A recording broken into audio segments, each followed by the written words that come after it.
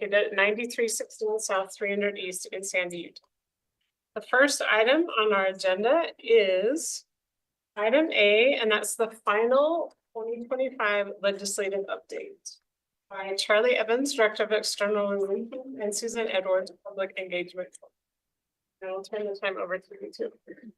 Thank you. We also have Kayla here with us. Kayla Cullimore. There she is. Thank you, Kayla.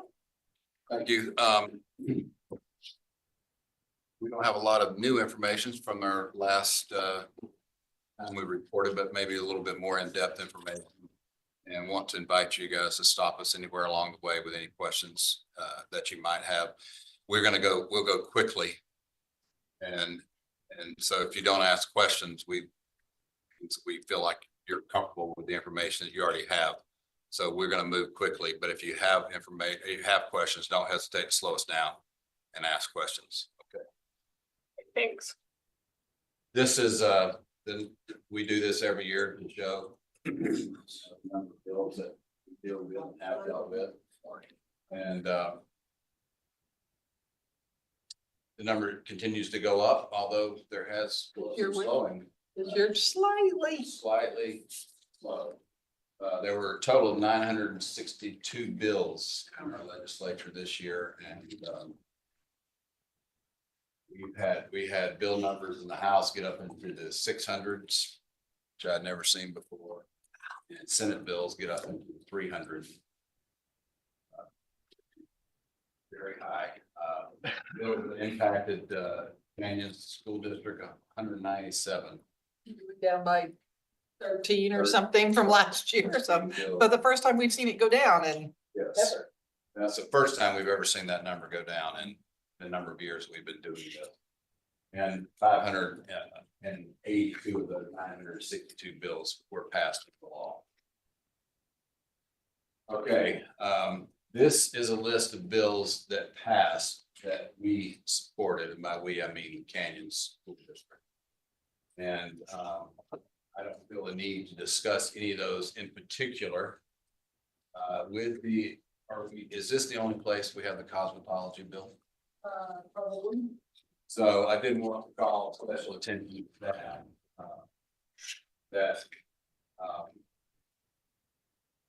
And to say that every school district in the state that has a cosmetology department owes Susan a huge debt of gratitude.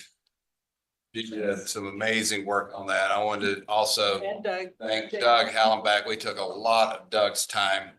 He was very helpful. And Shelley Ivy, who came up and testified on that bill. She did a wonderful job. And she, for those of you who don't know, Shelley and I didn't before this, she's over the cosmetology department at the CTE, and she did an excellent job testifying at the legislature. And so I wanted to thank them. But before this bill, and it has not been signed yet by the governor's office or by the governor, but before this bill passed, Susan uncovered in working on this bill that there was no statutory authority for us to be running a cosmetology program in our schools. So Susan was able to negotiate that language into the bill, and assuming the governor signs it, that authority will be there going forward. So And Doug respected our radio silence on that so well that even his own people didn't know that was an issue. I was like, you do not tell a soul this, because if you do. once we discovered that was the case, and that was the actual goal of some of the people behind this bill was to neuter our programs. We were very careful not to talk about it publicly, but since the bill is passed, then I did want to point that out and to point out the excellent work that Susan did on that bill on behalf of not only our CTE program, but those all over the state. So I really felt like some great work done there. So this is a list of bills that passed that we supported. You can go to the next one, Susan. All right, this is a list of bills that failed, which we opposed. I don't see anything on there that we haven't already discussed or that needs to be discussed. couple of them were tedious. The first one, the public school directory sharing was tedious. Some of them just deserve to die. And some of them were tricky, but Can I say something about those bills that passed? I do want to say we supported them, but that's only after you guys worked on them and got amendments and got them to a place where we could support. That was true on a lot of- that. That was true on virtually all of those bills, yes, for sure. And then, and some of them too, in all fairness, we didn't lend support to, we just stood down on once we got them to a place where we could. Stopped opposing them, I guess, would be the best way to, yeah. will you send this presentation to the board? Yes. Because I would love those. Yes, me too. All right, and these are the bills that passed, which we opposed. I think we discussed all of the here, one or the other, happy to discuss them further if there's any. I think we can move on to the next one. These are curriculum bills that they don't like to be micromanaged, but they're very happy to micromanage us. Rick and I were just talking about that before. And I would say on this one in particular, on these bills, they're in and of themselves not bad ideas. I think everybody in this room would probably agree that kids need to learn firearm safety, and if somebody's a gun owner, they should be teaching that to their kids. If somebody, kids need to learn swimming skills. Now that bill is a little misleading because it's more about providing lifeguards to our programs, and it was definitely ran by a couple of private swim schools were the vendors behind it. But like the civics education things, some would agree, some would disagree. That we just really approach these with the, you know, you're putting a lot into our curriculum if all these pass. And they all started very prescriptive. You will teach this many hours, this many days, this many times. And we got many of them down to May. To permissive language. To permit, not all of them, but And most of them. once they get to where they're permissive, then we just stop caring whether they pass or fail for the most part. But we did try to make that point to our legislators is, Yes. you know, you tell us all the time you want us out of the parenting business, but you're passing bills that put us in the parenting business. And this is the list of bills that failed, that we supported. And I did want to draw attention to the artificial intelligence in education. Not that this was a huge deal, but JLC did take a position of oppose that bill. He supported it tonight, and knowing Representative DePay and obviously Senator Paul, I imagine we will see that again next year. And I think we've talked about Representative Stoddard's bill before, and Representative Hayes's chronic absenteeism. Those are obviously important bills that would have been, either one of those bills would have been wonderful if we could have gotten them passed. There's just not an appetite in our legislature at this point to pass them. And as important as that's been to us, chronic absenteeism, those were the only two bills ran on it, and both of them were ran by Democrats, and both of us did not get very far. Keep telling them, you better get ready to jack up your prison budget. But they are, These kids are not in school.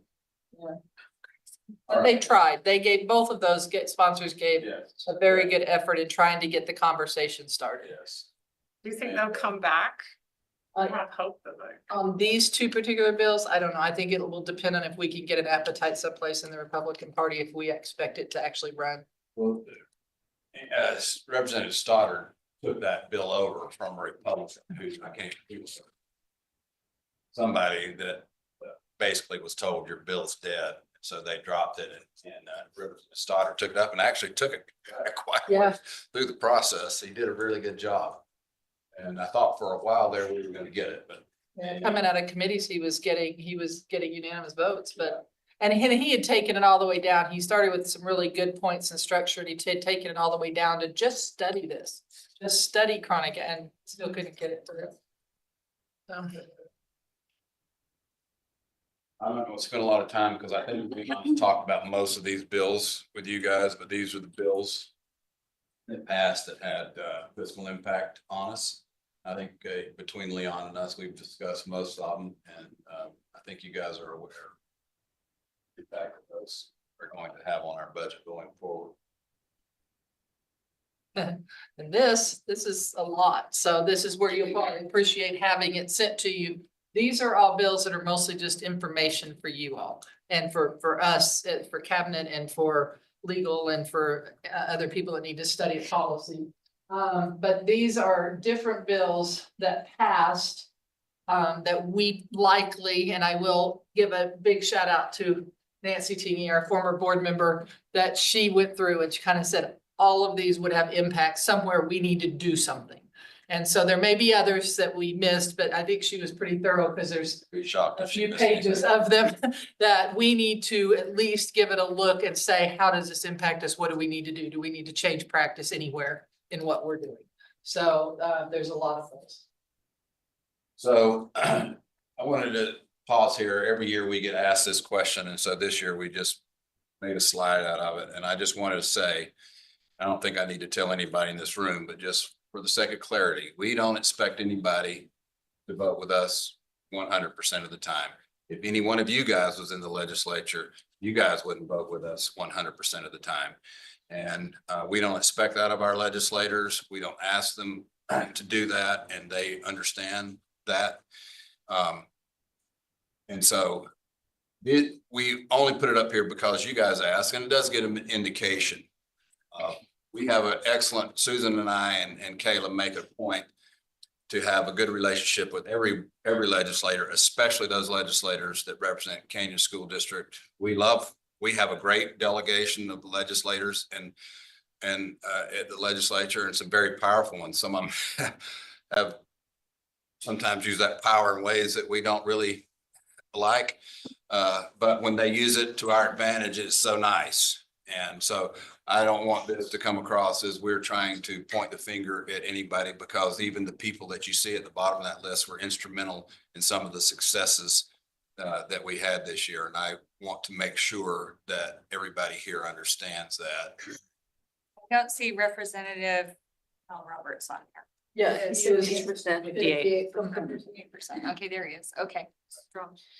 And you'll notice our couple of asterisks on this. Oh, yeah, if you'll Both explain that. Senator Reedy and Senator Cullimore in particular, but in their leadership positions have to be off the floor a fair amount working on. Especially Kirk. Especially Kirk. So they did miss votes, and we went back and reviewed some of the votes they missed that were counting, against them basically in their percentages. And in both cases, they probably likely would have voted with us and their percentages would have raised some. Kirk would have voted for us voted with us at least 5 more times. And I think Kathleen would have voted with us at least 3 more times. But, they have leadership positions are often off the floor when they vote. And so I want to especially draw attention to that. Well, and the other thing, Kathleen sitting in Senate Ed, she's always a positive voice for public education and always brings up the problems with things. But in 2 particular bills that we worked really hard on, they were held in committee, and she was instrumental in those. And then same with Senator Cullimore, there's 2 bills that he particularly did not see through. One that you guys were very concerned about in the last days. I can't remember the number, but it was SB 337. It was his bill. It was the Beehive Authority bill or whatever. But it was actually the governor's bill, and he was able to look at it when it came in his possession and be like, not really running this, but it took a few days to work through. And he was instrumental in that and a couple other things, and killing things that we did not like. And we appreciate that. And that's why I want to point out that, just simply voting, especially when you're in a position like Senator Reeby and especially Senator Cullimore, there are a lot of things you can do other than voting to help us. And both of them have been very willing to do that where they can, and have been very, very helpful to us. And as you know, from the report card, we hand selected bills that we had a position on that were very important to us. This is certainly not representative of all bills and all, because they, as a legislator, they agree about 80 some odd % of the time, but these are the ones that were important to us that we could kind of measure how they were with things we had told them. We had given them our positions on these, and so we could say they knew how we felt and how they impacted us and how they felt. All right. These are just, the other things we did other than dealing directly with legislative bills. This was, USBA Day on the Hill. We had a lot of great participation. We hosted We hosted- Go ahead. 560 students, people up on the Hill this year. The top one is one of our Alta students that came and testified to a bill that had nothing to do with us, but we loved that she was there. You did a great job. She did a great job. Did a really good job. She was there testifying about devices in our schools. And so, but just some of the people who were up there, different days and times, and we just appreciated being able to host them and help make their experience the best we could do, especially for all of our school kids and field trips. And we even got Andrew to come on a field trip with them. That's it. That's it. Any questions for us? So, all the board members, I know I've had a chance to talk to you guys individually about this, and I brought it up with Susan and Charlie as well, but the idea doing something similar to what Murray School District did and sending a letter to the governor and all of the legislature about how things shook out financially. There's been a lot of spin and a lot of narrative that's been, pushed by the legislature and the governor's office. But I thought it was wise of Murray School District to say, now that the dust is settled, this is how things are actually going to work for us financially based off of how things happen in the legislative session. We want you to understand when the rubber hits the road, this is what it looks like. I personally think it's a great idea. We don't have to do the same one that they did. Of course, we can make it our own, but I don't think it would hurt for our legislators, in particular in our area, to understand like how their schools are being impacted, in part because we're going to be having a discussion here in the next month about enrollment and how our local schools are being impacted. And I think it's only fair to give legislators fair warning that when they start hearing from their constituents about it, there's a reason why. Amanda and I talked about this before the meeting started, and I suggested I thought this was a good idea. And one of the reasons I think this is a good idea is it's easy for us to assume that they realize they know more than they do about everything that's coming out of that WPU. There are very few people that really understand all the stuff that Leon has explained and that we've shown here. And included in those people who don't understand it are most of the legislators that represent us. I think they have a general idea, but having it spelled out for them, I think would be helpful. And because, they say, well, we gave you a 4% WPU. Why weren't the raises? And we're like, we would love to give these raises, but you also gave us these unfunded mandates. Yeah. And that has to come from the WPU. And often they don't stop and think about that, and they don't know how it affects the WPU that you guys receive, the specific dollar amounts. Okay, so are we fine doing a letter? And I think we would look at, Murray did one, didn't someone else do one? Not I'm aware. I've heard people talk about it, but Murray's the only one I've had seen a physical copy of. So are you okay if like me and Amanda work with? Getting or Jeff is. Leon probably, yeah. Well, definitely Leon. We can take a first You can? shot at the first draft and then get it to Okay, the perfect. Care Center, however you guys want to do it. Okay, and then I think Holly and. I really love that idea. I think also we need to recognize that these legislators that have been elected, they had 962 bills to navigate, like what human can do that and do that effectively? And the fact that they passed 580 something, and they're elected and they find work meaning in what they're doing, right? With the work and the service they're providing in various ways. But they also have pages upon pages of bills that they're hit with every session. And how big a percentage of those bills are they an expert in that area? That's why I think it's so crucial. And one thing I just want to say along with this is, you know, when we went to that USBA regional meeting, I suggested something. I would love for us to do an event for our legislators where their spouses can come That's a and great idea. we entertain them, and it's in the summer, and I think we need to help our legislators see all that we're accomplishing in our schools, because every legislator, even the ones that represent us, and we have great relationships and they respect us, and we have a great relationship, even still, when they go into that session and they're hit with that volume of bills and they're trying to sort through it all, I just think whatever we can do. And one other little thing, I think one message that's very clear is public ed bills are extremely popular. Everyone wants to run one. And so what we need to do is we need to captivate audience, including our legislators, to help them help us run a bill that works for us. And I think we need to start working on that immediately. So I think the letter's good, but I think there's other outreaches that we need to start doing. I agree with that completely. I think Susan agrees with that too. That, you know, I think we should not take for granted, you guys, the board over the years has spent a lot of effort and resources in developing a relationship with legislators. And we have a great relationship with legislators. Those legislators come off the floor all the time, ask Susan and I about bills, and 100 times a session, somebody from a school, how do you get your legislators to do that? And say, a lot of work went into that 2-second conversation.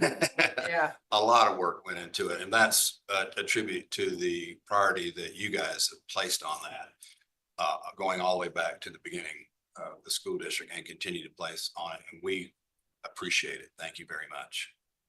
Well, and you guys are amazing at it. So that's another thing. Much credit to you.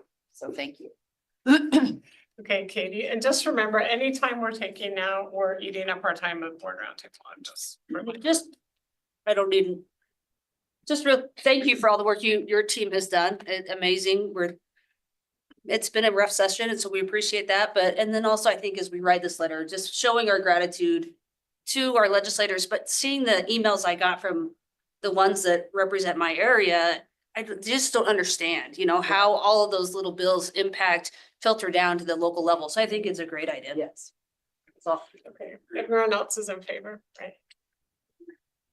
Okay, thank you. So you guys will work on a draft? Yeah. Okay, thank you so much for your work. Really, you guys are. You guys. We appreciate it.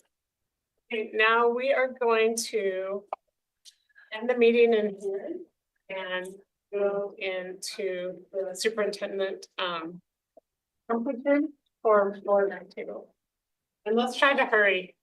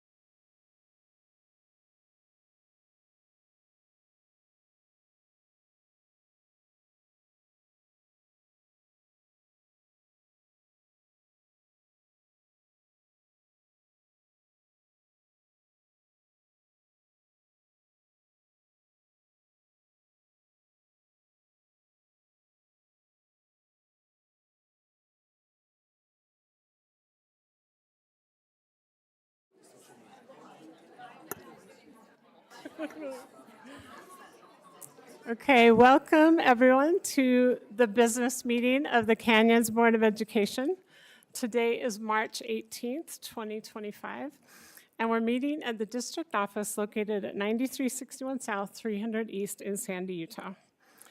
The first item on the agenda is to approve the agenda for tonight. Can I have a motion to approve the agenda? I'll make a motion to approve the agenda for tonight, March 17th, 18th, excuse me. Okay, thank you. Is there a second to that motion? I'll second that. Okay, thank you. There's a motion and a second. Is there any discussion to that motion? Okay, seeing none, I'll call for a vote. All in favor, say aye. Aye. Any opposed? Okay, that motion passes unanimously. The next item on the agenda is the Pledge of Allegiance, and that will be given by Mid-Valley Elementary Principal Margaret Swaneke. And then after that, she will give us school highlights. Please stand. I pledge allegiance to the flag of the United States of America and to the republic for which it stands, one nation, under God, indivisible, with liberty and justice for all. Thank you, Board, for providing me the opportunity to talk about Mid-Valley. To better organize my thoughts, I'm bringing back David Letterman, Top 10, Why Life is Good to be a Junior Husky at Mid-Valley. Number 10, we set clear goals and we achieved them. In 2022, we earned a B for our school report card.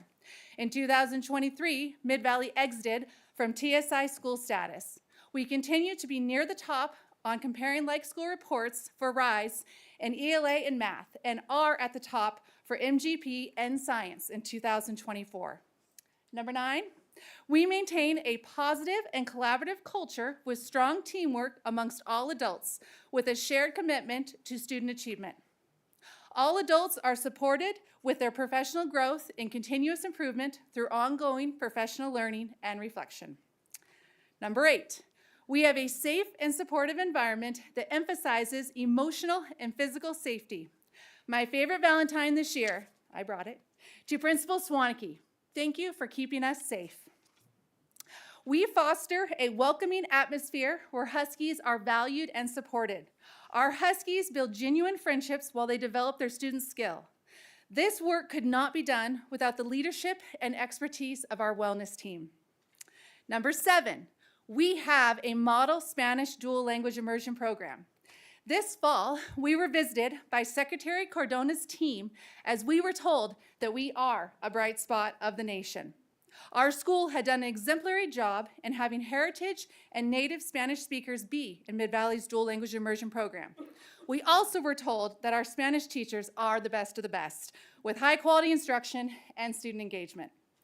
Number 6, we have the best teams. Our custodial team is extremely responsive to our many requests and are committed to keeping our 94,500 square foot building in pristine condition. Our lunch team provides a safe and welcoming lunchroom experience. Our office team sets the tone for when anyone enters our building. They are welcoming, helpful, caring, empathetic, kind, and willing to do anything to help our Huskies. Our Tier 2 team is a machine. They know reading and math interventions inside and out. They celebrate just as much, if not more, when our Huskies master skills. Our recess team loves to play outside with our Huskies. Together, they provide a safe environment where Huskies socialize, have unstructured time to run, play, and climb. Our Brain Booster team creates engaging lessons. All Huskies get to explore creativity, movement, constructing new things, and more. Reason number 5, Mid-Valley has the best celebrations and events. All of our grades get to go on at least 3 to 4 field trips. We have pause days once per month with engaging activities, including Veterans Day program, Thanksgiving week, Grinch service week, Sing Around the Tree, Kindness week, College week, kindergarten celebration, and 5th grade celebration. Reason number 4, Huskies are regularly recognized for being successful. Student recognitions include Pause Points, Portrait of a Husky, reverse office discipline referrals, which we call positivity awards, where Huskies are sent to the office for academic and behavior accomplishments, and a Husky Success Board where families join us weekly to hear of their children's accomplishments. Reason number 3, we have a very strong parental guardian community involvement. Mid-Valley PTA is inclusive, supports the school's vision, spoils our teachers, and actively works to make Mid-Valley special for all of our Huskies. Mid-Valley's SCC makes all decisions in support of our students, families, faculty, and staff. Families come to all of our family events: Moms Matter, Daring Dads, STEM Night, Literacy Night, and Math Night. Reason number 2, Mid-Valley teachers are the best. They are enthusiastic, caring, creative educators who bring positive energy and encouragement to our Huskies. Every day, they create engaging, hands-on learning experiences where everyone does everything. The number 1 reason why life is good to be a junior Husky at Mid-Valley is because our Huskies are the best. They are enthusiastic, curious, have a strong work ethic. They are eager to explore new ideas, ask questions, and seek understanding. They speak 13 languages. They thrive in our many student-centered activities, including Read Across America, Book Blitz, Junior Coaches, Science Fair, Spelling Bee, Orchestra, and more. We even have a yearly event where our Hillcrest High School former junior Huskies come back to Mid-Valley in their graduation gear and share their wisdom on what it takes to graduate from high school.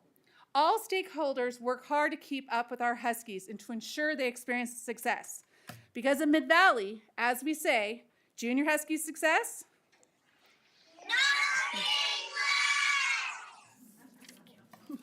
Thank you. Okay, thank you.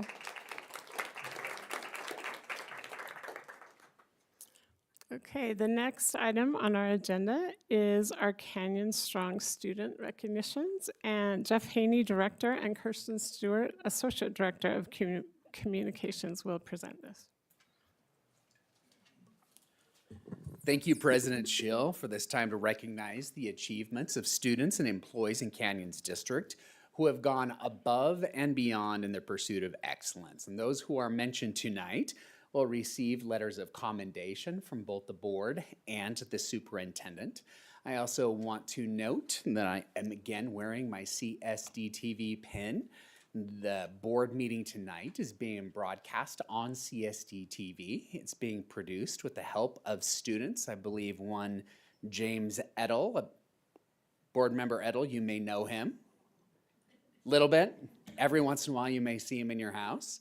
And Van Chavez. Those are the 2 students who are here tonight learning how to produce these types of meetings so we can broadcast them to our community. Now, before we list our honorees, I want to note the fun-filled celebrations being held all across Canyons to announce our School Teachers of the Year. Here are a few of the photos that have been captured of these events.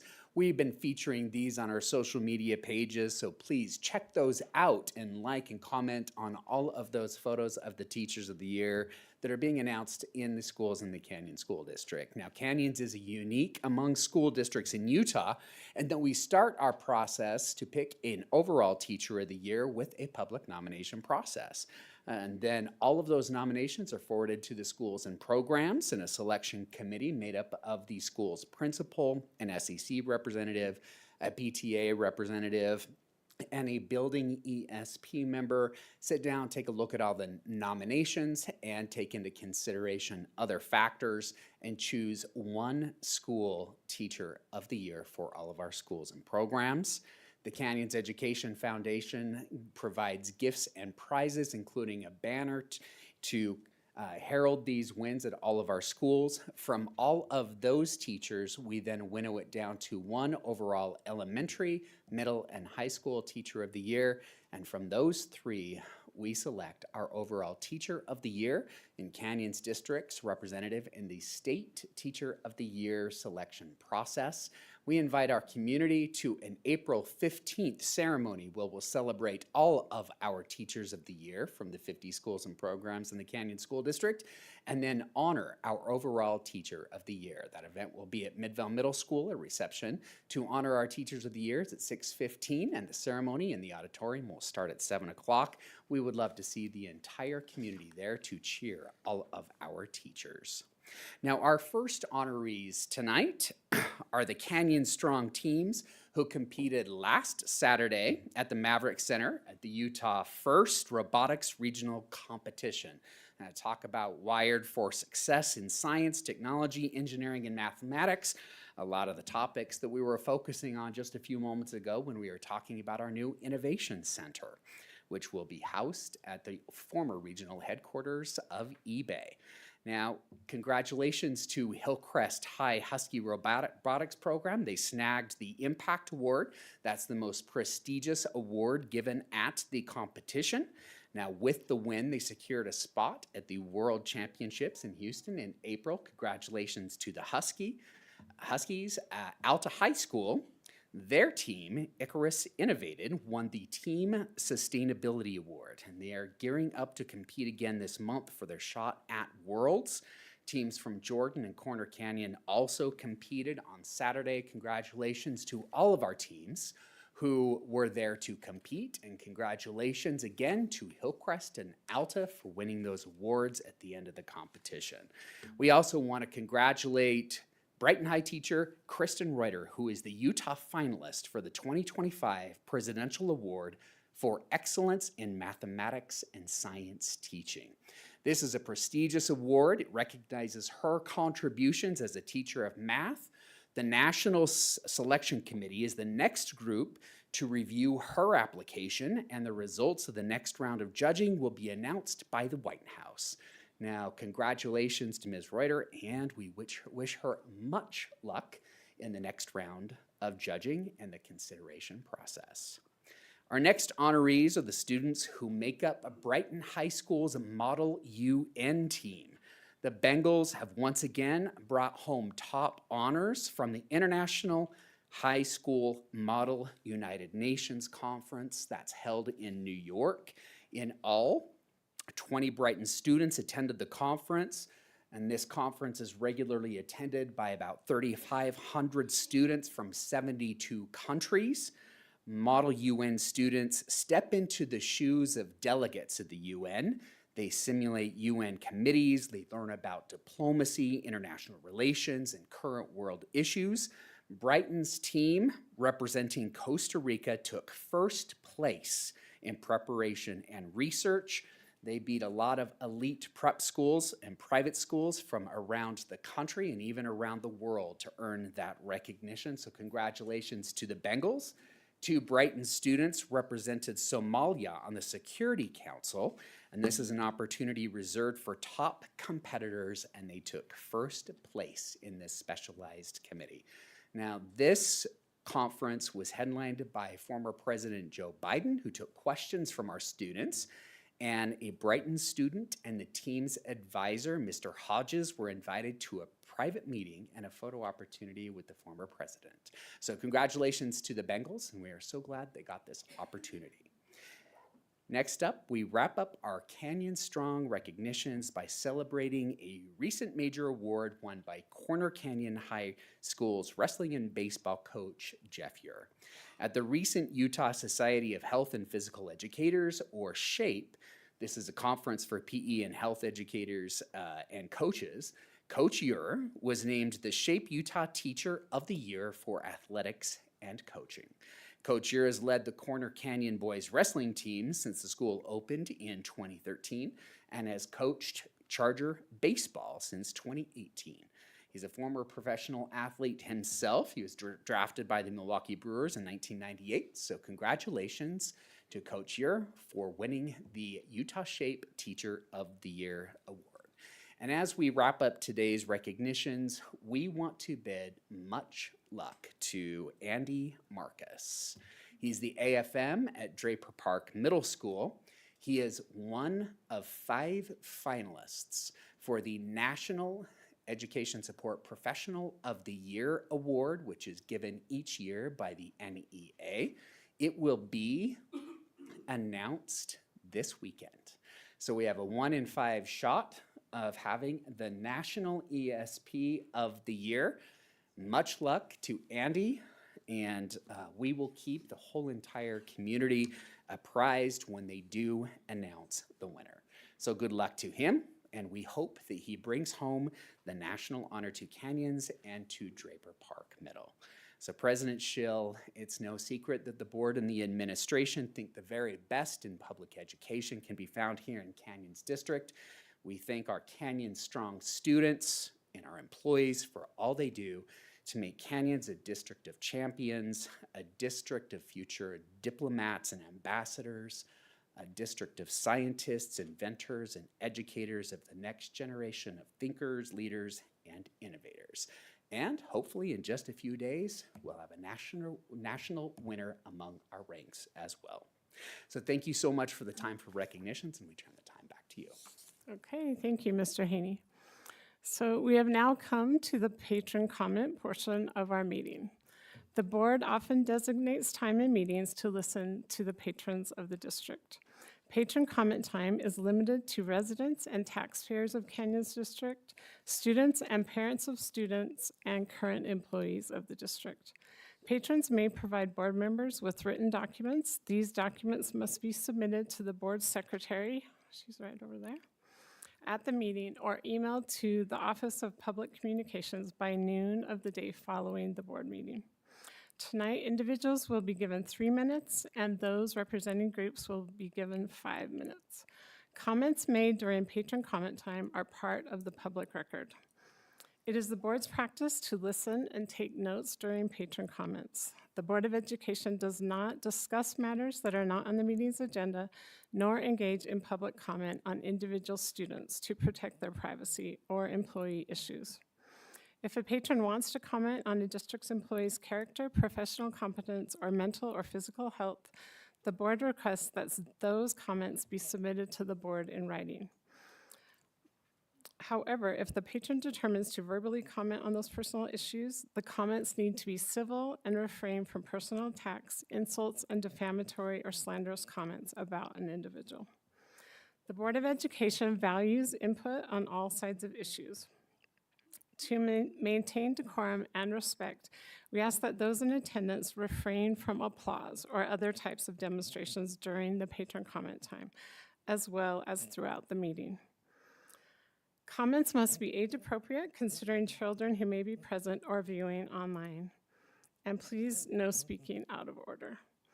Okay, so I'm going to read 2 names at a time, and if the second person can come sit just right in front right here on this chair so they're ready to come up, and make sure it looks like the green light is on.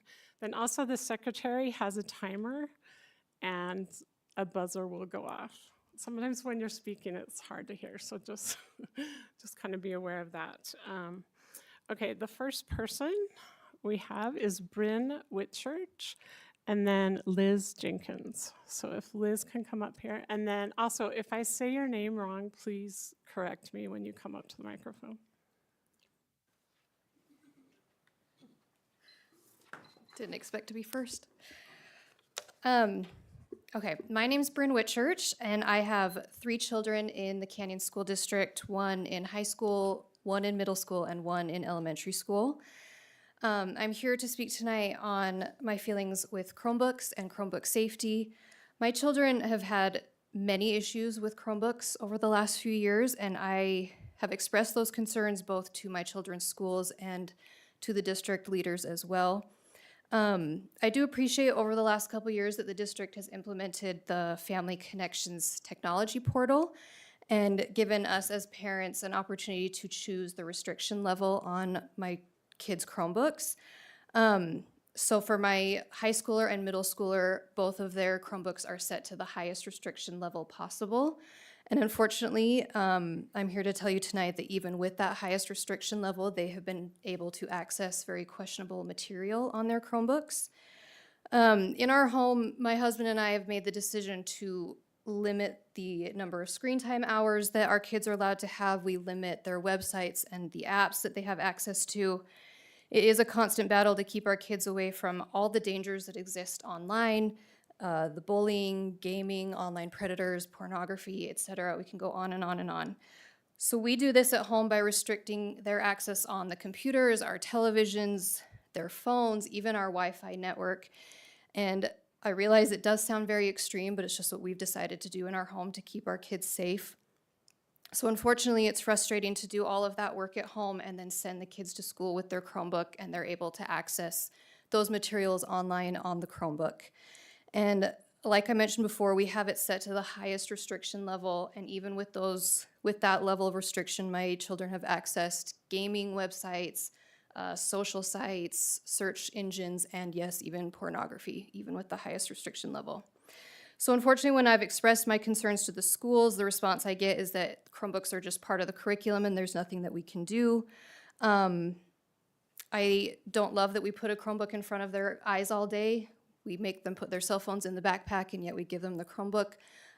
So my hope tonight is just that the district will take these concerns into consideration and that a reasonable solution can be reached. I believe the Chromebooks need more restrictions and better restrictions, and then I'm hoping we can decrease the amount of hours that the kids have the Chromebooks in front of their faces. Thank you for your time. Okay, thank you. Now Liz is up with our microphone, and then Courtney Wimberly, if you could come up right up here. Thank you. Good evening. Thank you, board members and Dr. Robbins, for bringing the issue of school device safety to agenda today. I know that that was something that you did on purpose, and we're really, really grateful for that. Many parents in this room have been trying for years to make improvements to Chromebooks and how they're used in school. So I'm hopeful that this is the beginning of real change. With that in mind, I ask that you consider the 4 following things as you discuss a solution to this problem. Number 1, better filtering is needed at all age groups. I know in preliminary discussions, I heard elementary was really the focus, and that's great. But whether you're 7 or you're 17, you're a child, and we need to protect all of those students. Number 2, allowed only, or sometimes people call this whitelist filtering, really needs to be implemented. I think what Bryn said really needs to be considered, because I know that there was some reference to maybe giving parents the option of the highest restriction level, but that is not adequate. I was in a meeting where we sat with the director of IT and were able to bring up pornography in seconds. So this really needs to be addressed in a more robust way and limiting access more than what is there. Number 3, a parent monitoring tool. So many school districts provide monitoring software for parents. There's Bark, Securely, GoGuardian, many others. I don't know how well those work, to be honest. But these programs will alert parents directly and immediately, rather than the current system in our district, which I understand alerts administration, and then they're tasked with a really heavy job that really shouldn't, in my opinion, be theirs. What happens is principals don't have time to review all of those flagged content. They may not do it. Parents are then unaware, and I don't know if you're familiar, but parents cannot singularly monitor those devices either, because they're part of the Canyons system. They're part of their organization. And so even though I pay for a private monitoring system, it does not work on a Canyons login or a Canyons device. Number 4, until devices are safe, parents need alternative options for their child's education in Canyons. Opting out of devices sort of works at an elementary level. I'm currently doing that for my son, and it has bumps in the road. It's difficult for his teacher. It's kind of difficult for him, but I'm willing to do it. But I also have 3 teenagers, and opting them out of a Chromebook is not really a reasonable option. I feel very stuck as a parent because I would like to send my kids to a CSD school, but I feel like their only choice for education within our district would compromise my child's online safety, and that needs to be changed. The parents you see here today are involved. We're the parents on the PTA, we're the parents in the SCCs, we're the parents helping. That's why we're here, because we care about this. And I'm afraid that you may lose some of us. We're the parents who are helping and involved, and we really want to stay here. Please do what you can to make this a safer environment for our students. Thank you. Okay, thank you. Next is Courtney Wimberly. She is representing a group. And then the next person on deck is Carly Dent. Hopefully that's the right name. Sorry. Hi, my name is Courtney. I'm a current teacher here in Canyon School District, and I will be presenting for a group of employees in the school district who are concerned with our current maternity leave policy. I'm here to present the reasons why this policy needs to change to better support the district's female employees, which make up an astonishing 80% of all teaching staff, and to share some of the real-world experiences of women who have been impacted by the current inadequate policy. The existing policy neglects the unique physical and emotional challenges of childbirth and postpartum recovery. It also creates significant financial hardship for many women employees. Without comprehensive leave, women face career disruptions, increased stress, and a higher likelihood of leaving the teaching profession altogether. Given the vital role that women play in the district, a stronger maternity leave policy would not only be a fairer approach, but a smart investment in the district's long-term success. It is critical for Canyon School District to recognize the essential contribution of its female employees and implement a more supportive maternity leave policy.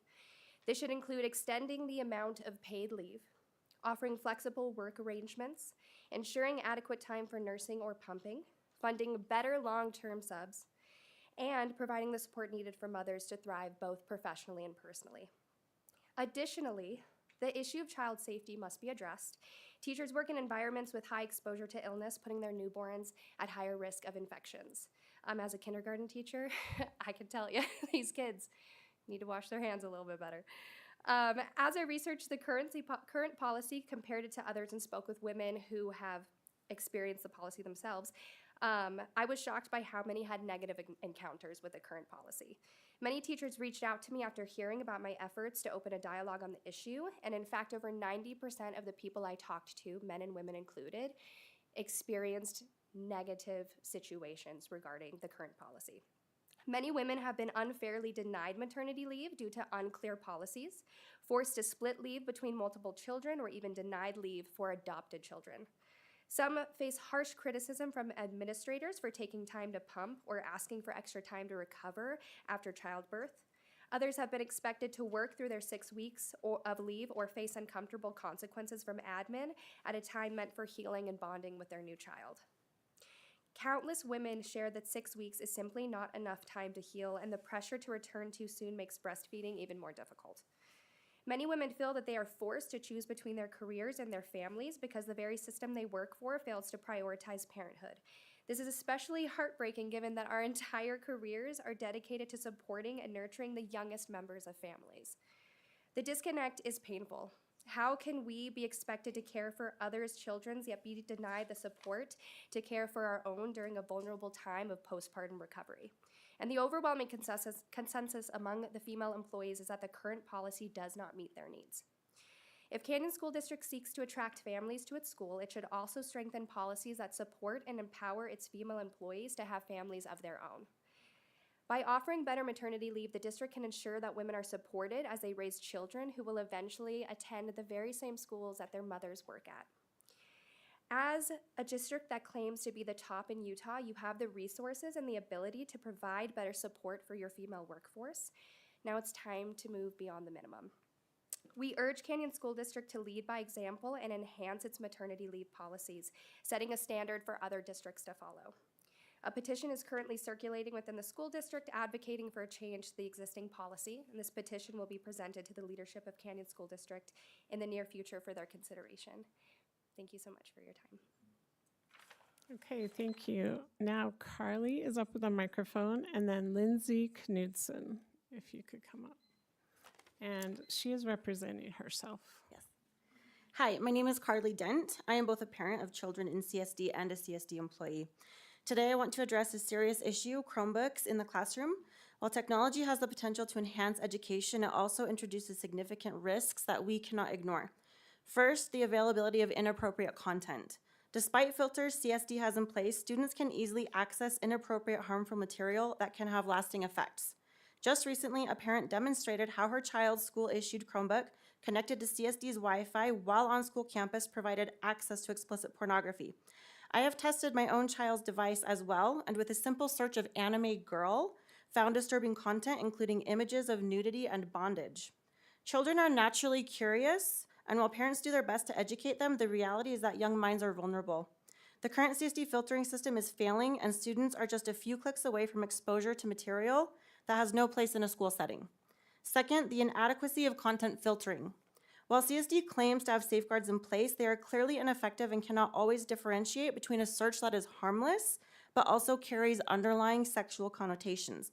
Innocent searches like beaver or taco can quickly lead to inappropriate images of women's underwear that say, "I love beavers" or "eat my taco." I have searched those. At the same time, necessary educational resources are sometimes blocked, creating a frustrating and ineffective system.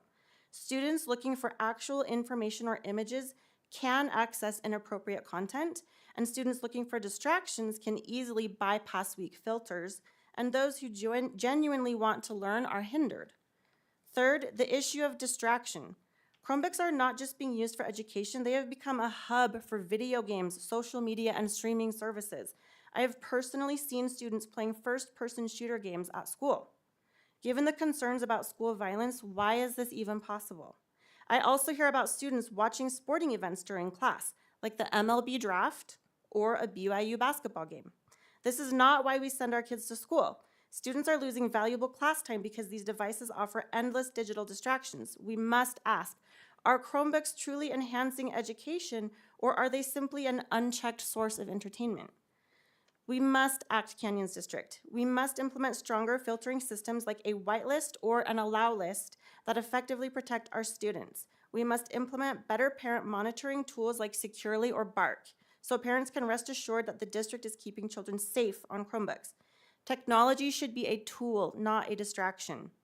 Let's create a learning environment that prioritizes education over entertainment, where students can focus on their studies without unnecessary digital temptations. Chromebooks and similar devices are not inherently bad, but they can be detrimental to students' education if they are misused, under-regulated, or used as a distraction. Chromebooks in Canyons District are misused, and they are under-regulated, and they are a distraction. We owe it to our students to create an environment that fosters genuine learning, free from the dangers of inappropriate content, inadequate filtering, and constant distraction. Thanks. Okay, thank you. The next person then is Lindsay Knudsen and then Chandra Brown. If you want to come up. Ready? Yes, and Lindsay is representing a group. Okay, good evening. I'm Lindsay Knudsen, and I began teaching third grade in 2009, the very year that Canyon School District began operating. Very exciting. I loved teaching. I loved being in the classroom. I loved my students, especially the energetic boys, which is good because now I have boys of my own.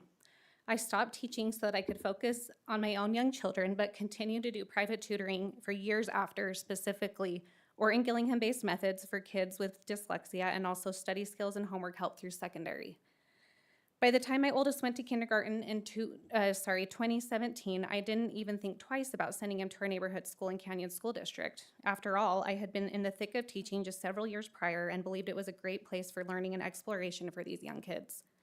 Also, all of the teachers I knew, every single one, gave their heart and soul to teaching, and I believed my son would be well taken care of. I started doing more research in the meantime of not teaching. During that time, having 2 young boys at the time, I read books upon books and did lots of research about boys in particular and screens, and felt very strongly that I wanted them to grow up in the most organic way possible in this tech world without the influence and dopamine imbalance from screens.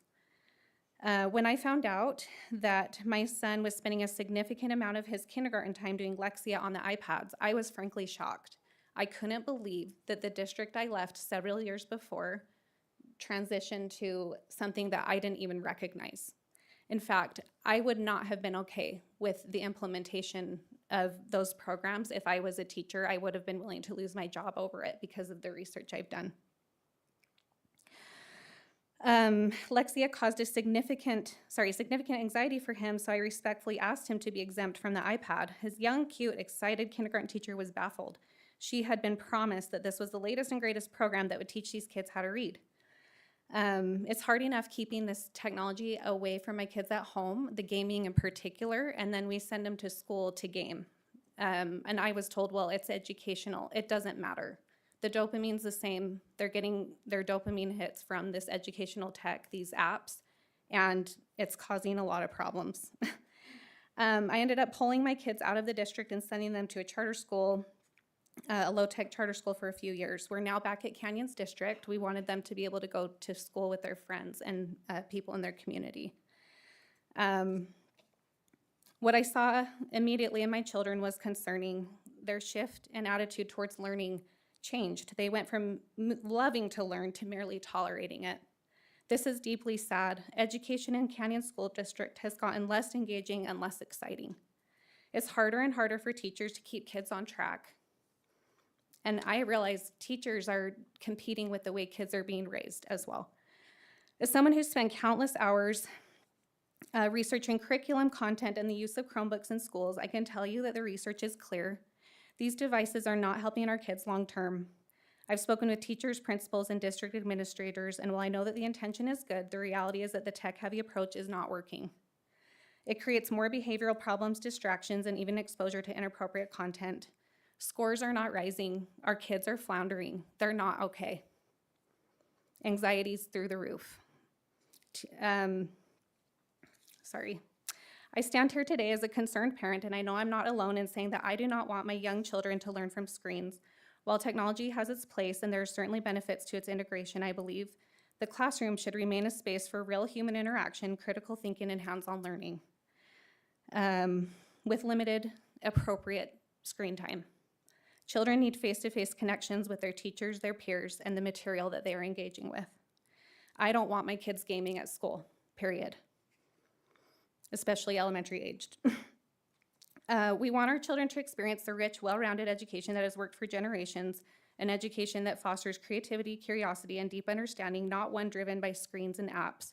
Technology should be a tool, not the foundation of their learning. As a group of concerned parents, we're urging the district to listen. We've never opted into this tech-heavy approach. We want to be able to remove our children from this tech-heavy approach. We're not seeing evidence that these devices are making our children smarter, healthier, and happier. Families are leaving the district. I know personally many families that would love to send their kids to the neighborhood schools, but can't morally send their kids to the neighborhood schools because of this issue. Thank you. Okay, thank you. Now Chandra Brown, and then Jessica Smith will be next. And Chandra, hopefully I'm saying that right, is talking for herself. Yes, hi. Yeah, Chandra Brown. So obviously we're all here because we want the best education for our children. And we know that this takes all of us. It takes our teachers, the students, the parents, the administration, you guys on the district level. I know that sometimes these kind of things tend to seem like we're on different sides, right? But we need everyone's different perspectives coming together. I think it's so important that we are working together as parents with teachers, because we know that as we're working together, that's what's going to be best for our children. And sometimes it seems that it's pitting us against each other. I am in a unique situation where I have 6 kids from kindergarten to a senior. So I get to see the way that Chromebooks are implemented in all of those age groups. I'm seeing elementary school, middle school, and high school. I also have very different personalities within those 6 kids, and I have some that honestly use their Chromebooks for what it is meant for and don't care to look at it beyond that. I have other ones that I think we all know this personality. When a screen is turned on, they're fixated on it, and like you can't like take them off of it, right? And those ones, it is a little more concerning, and it's hard because it is so easy to get distracted. I know that I have sat on school community councils, and I've watched timeless hours being spent on the concern of Chromebooks. I've observed this one more, and I sit and listen. I see parents come in and say, and I've seen parents cry saying like, I want my kids writing on paper. I want my kids being able to access their information on paper. I want my kids doing math on paper. I want my kids reading from books. And it's actually been really difficult to implement. I've been surprised how difficult that is. And so with that perspective, I think I've watched as it's been implemented for about 5 years. We had these Chromebooks. We've been able to see the benefits and the risks that come with it. When it was implemented, it was just dropped in our laps, right? And I think it was new to all of us. But now we've had enough time to see what's happening, and we're seeing a lot of great benefits, like quick access to scores and how the kids are doing. But we're also seeing, and honestly, I saw a program my kid was working on that was phenomenal on how it pulled protons and neutrons and created different elements. I wished I had that in college. So obviously we know Chromebooks are amazing when they're used appropriately. With that being said, there's so many risks that we need to address because this is a new frontier and we've never seen this before. This is new for all of us. Risks such as the extreme things that we've been seeing, like access to pornography, and honestly, just like very concerning to me that's on a daily basis is the ability to jump to gaming. I know that the younger kids probably aren't as good at it, but my older kids, like, they know, and I know this is a hard one for all of us because they know how to get around those filters, like, it's crazy.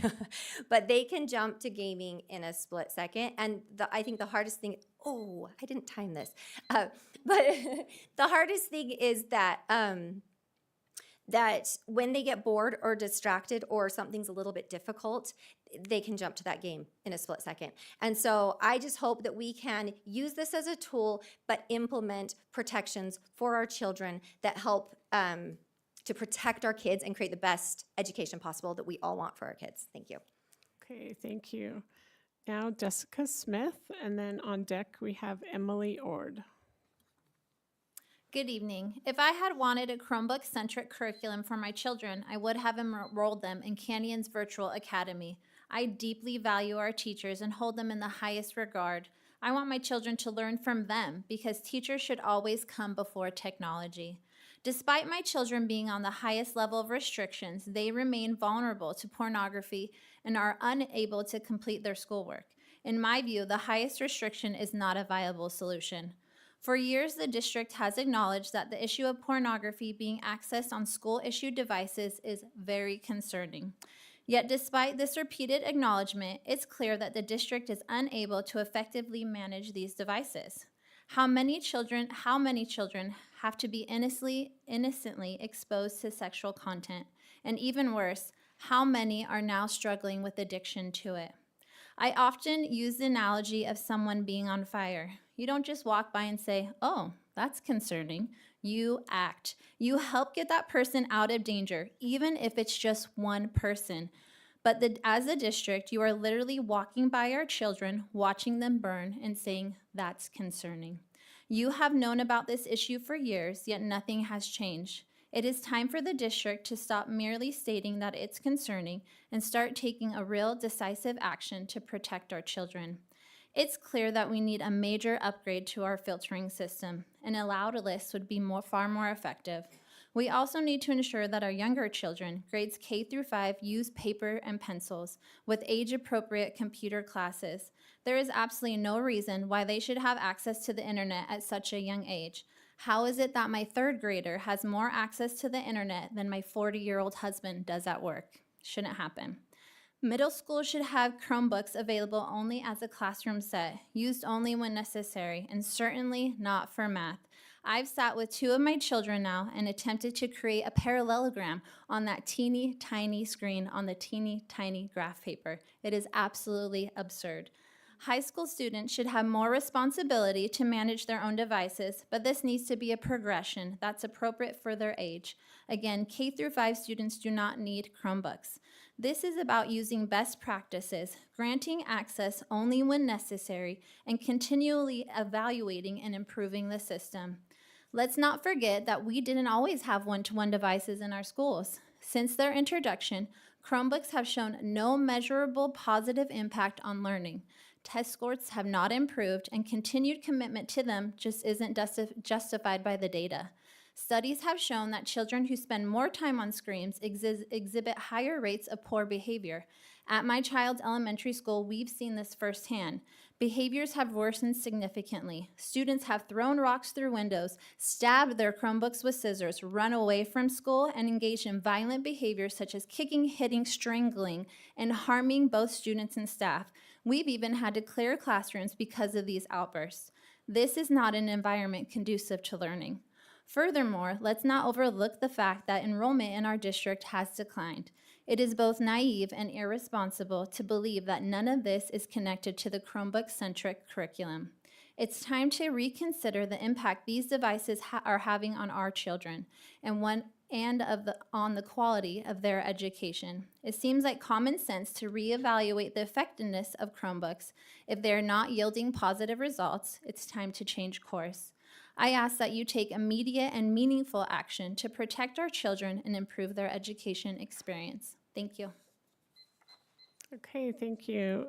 Now Emily Ord is up, and then the next person is Angela Boyden. In 2022, our superintendent wrote in the CSD newsletter that he was looking forward to, quote, supporting all students in their diverse learning pathways. I was so excited when I read this. To me, the diverse learning pathway that my kids needed was a low-tech pathway. Learning with paper, pencils, and real books. I had learned from research that excessive screen time for my children was not healthy. In fact, it was rewiring their brains. I gave Canyons the benefit of the doubt during COVID and complied with the one-to-one Chromebook implementation. However, COVID was over, and I was excited for Canyons to adjust accordingly.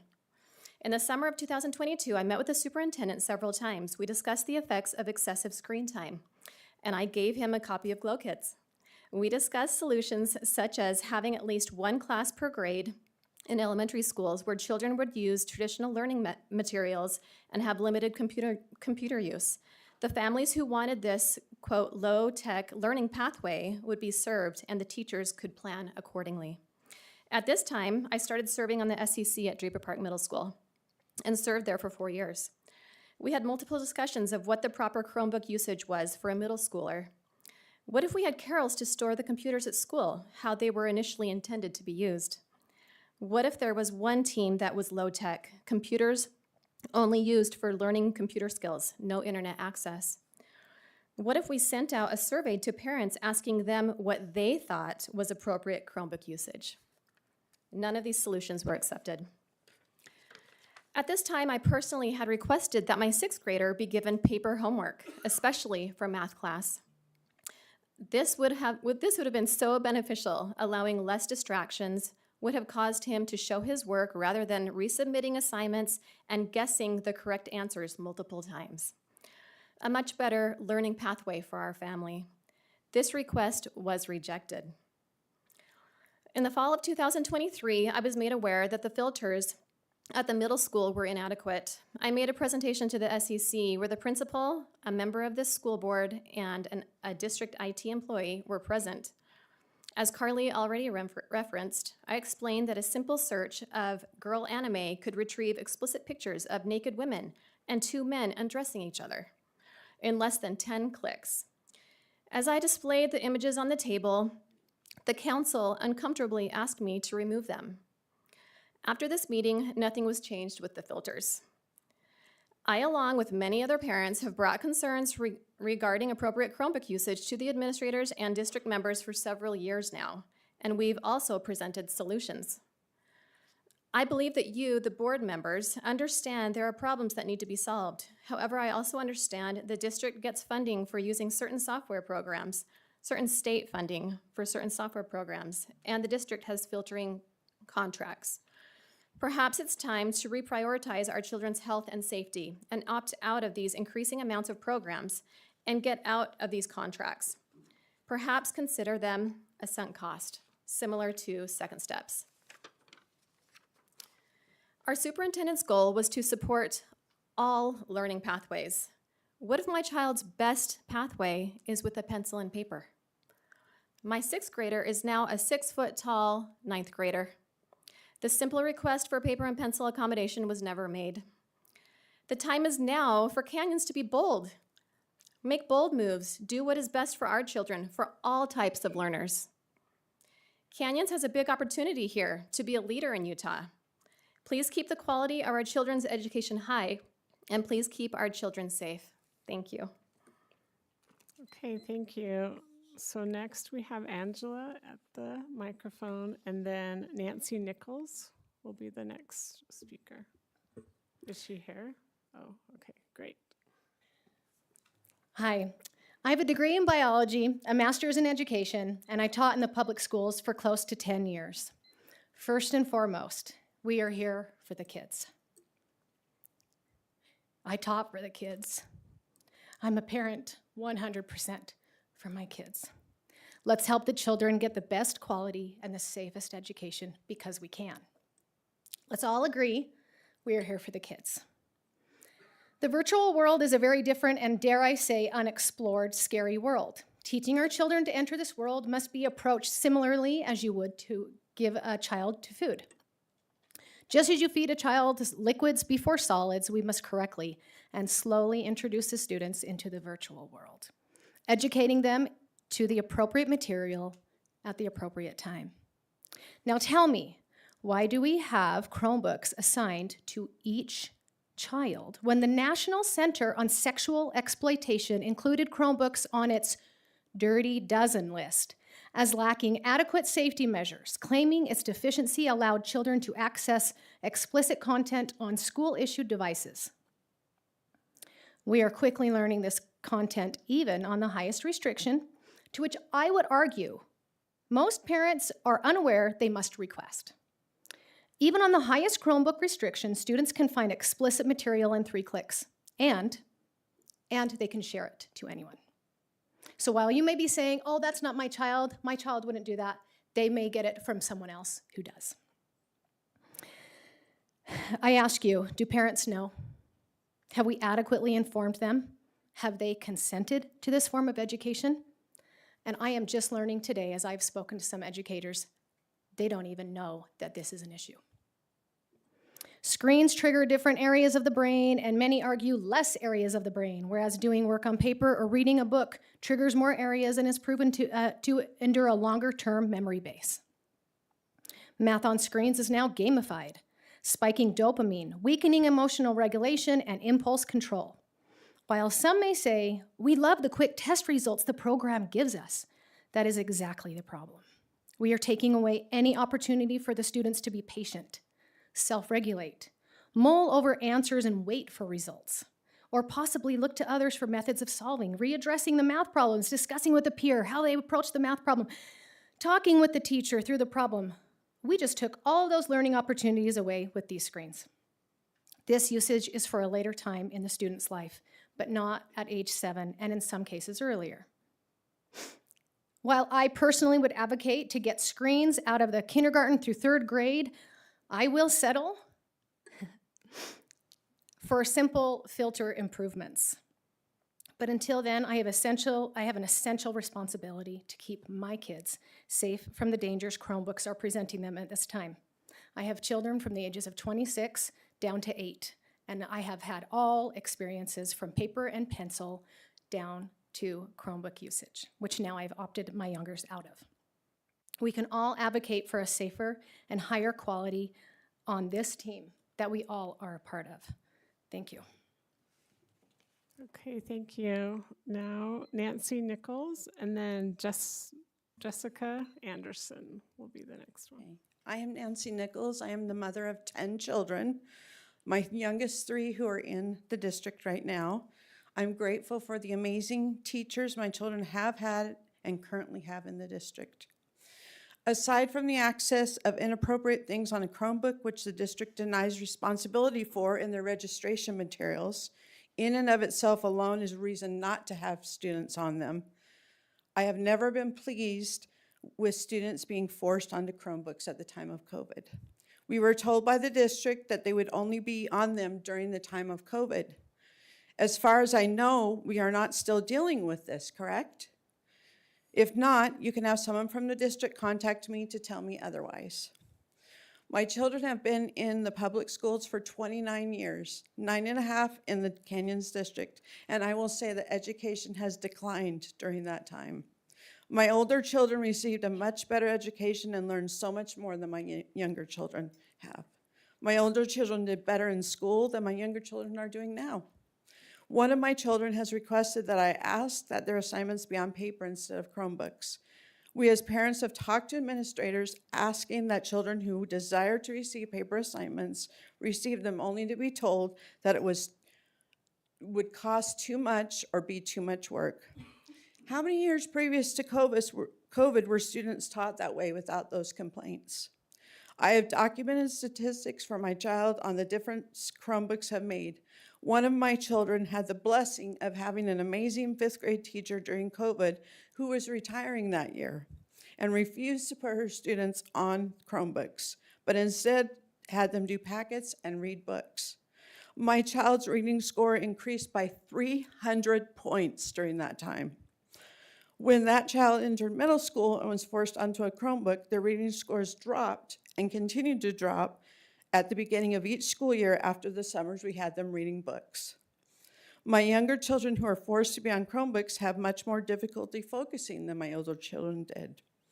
I am open to questions from members of the school board who would like to speak to me about my experiences. Holly Nybar is my representative and she can give you my contact information. I've been told my experience alone doesn't count unless I can find others like mine to present to the board. Many of them are here today. Thank you. Thank you. The next person, Jessica Anderson, she is representing a group, and then Amberly Jepson is next. Hello, I'm grateful for this opportunity to address you tonight. In recent years, I have been an advocate for children and raising awareness at school board meetings on issues with social emotional learning and pornography and other harmful material in library books in our school libraries. When I was alerted to this extremely important issue that we are facing with Chromebook use in schools, I committed to doing all I can to help ensure the safety and well-being of the innocent children of our community. I was honestly shocked by how quickly and easily our children can access explicit images and videos. Despite claims of filtering systems that should ensure that it would be very difficult to access such things, it is anything but difficult to find pornographic content on Chromebooks distributed by Canyons. My hope is that as parents, teachers, and administrators, we can agree that we want to do everything in our power to prevent our precious children from being exposed to pornography. I had a religious leader who is a professor of marriage and family studies relate to me an opportunity he would be having of giving a presentation to a group of professional athletes regarding the harms of pornography. I was somewhat surprised by this, as I had always considered the use of pornography to be mainly a spiritual or moral issue. He proceeded to discuss with me the devastating impacts that viewing pornography has on one's ability to maintain healthy relationships and a career. I plead with you as board members to do everything in your power to help prevent our children from suffering from the debilitating effects of pornography. As far as I understand, our children are not outperforming previous generations in terms of academics. Are these Chromebooks leading to smarter, healthier, happier, more successful individuals? Could screen use be attributed to some of the mental health issues that we are seeing plaguing our children of all ages? I would encourage you to read the book, The Anxious Generation. I wonder if it could be safe to say that there may potentially be more risk than reward for the use of Chromebooks in schools. As a mother, I've had the privilege and honor of teaching my children in our home. We have focused on our studies mostly on beautiful literature, art, and music. We use traditional paper and pencil for math and copy work. I have read more classical literature with my children in the past 3 years than I was exposed to in all my years in primary and secondary education in the system.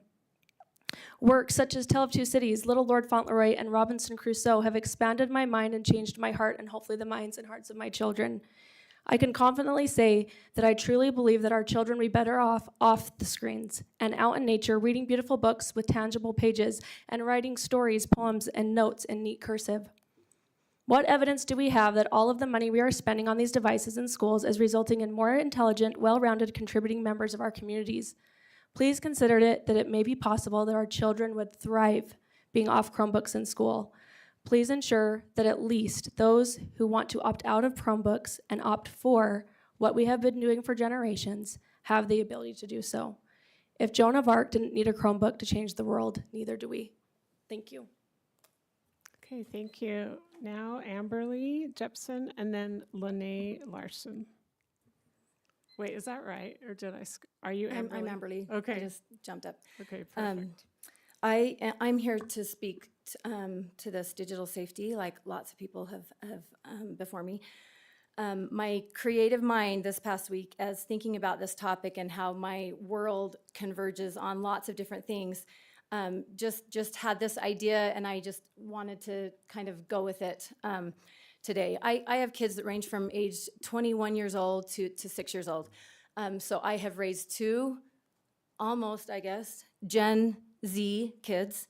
And these are the kids that have been highly affected by the iPhone that came out in 2007 and the screens that started being transported everywhere with our kids, whether they were on laptops or phones. I struggled with so many things, starting off with when that first happened with those two kids, and kind of watched and did the best I could as a parent. We're all doing the best we can when new things, right, are coming out. So I now have 13 to 6 years old, 7th, 5th, 3rd, 1st grade, and I'm watching all of this research kind of get compiled. It's been years and years now. I have had, conversations with my 21-year-old who has actually come face to face with a pretty severe anxiety for some years in his life. I've dealt with anxiety, and I know how that feels, so my heart ached for him dealing with it. And now we are seeing that this is like a thing that's happening when these kids are being raised as a phone-based generation instead of a play-based generation.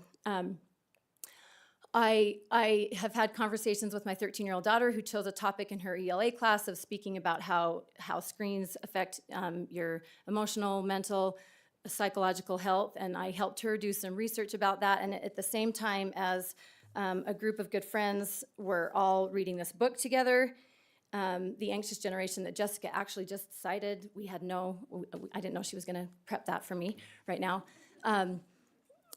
And so this daughter, as she did this research, has she's a 7th grader, right? Eye-opening as far as her realizing, well, yeah, like when I sit in math and I can't do my math on the screen and I get frustrated, that's like a real thing. And look, Mom, the researchers are saying that's actually not the best way to do it anyways. So she has like opted out of taking her phone with her anywhere she goes. Like all of a sudden I'm seeing an own child make her own choice, which is awesome when children are educated, when they get to that age and they can make their own decisions. I picked her up from a sporting event just this afternoon, and I said, I am running to a district meeting really quick. And she's like, oh, Mom, oh my gosh. And she said, this is what you're gonna say. And I'm like, are you asking me something or telling me something? She said, you are gonna tell them that we do not need to be on our Chromebooks as much as we're on our Chromebooks. And she had no idea what I was doing.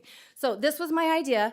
I have purchased 5 copies of this book. If you have not read it or listened to it on Audible, I highly recommend it. I know a lot of people are saying that right now. The other book that I will give a little insight into is this darling book about Mary who does 5 good deeds, and then those 5 people all do 5 good deeds, and it just happens to be that I have 5 books today to share.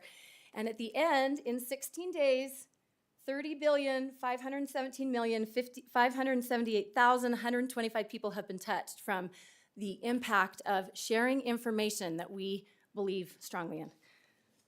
The end. Okay, thank you. Is Lene Larson here? Oh, great. And she is representing herself. I'm representing, just friends. We're all in this together, but sadly, these are my notes. I didn't prepare like a formal.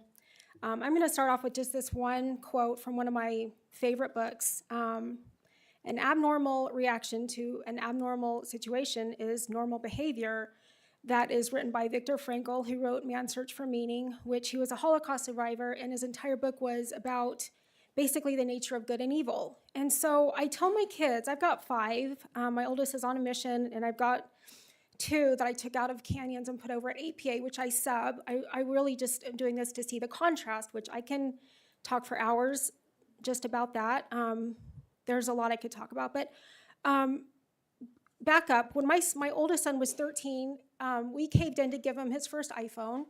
And lucky for me, I was able to attend Colin Karchner's seminar about 6 months after. I was watching my son get sucked into this thing, and I started putting filters on and giving him.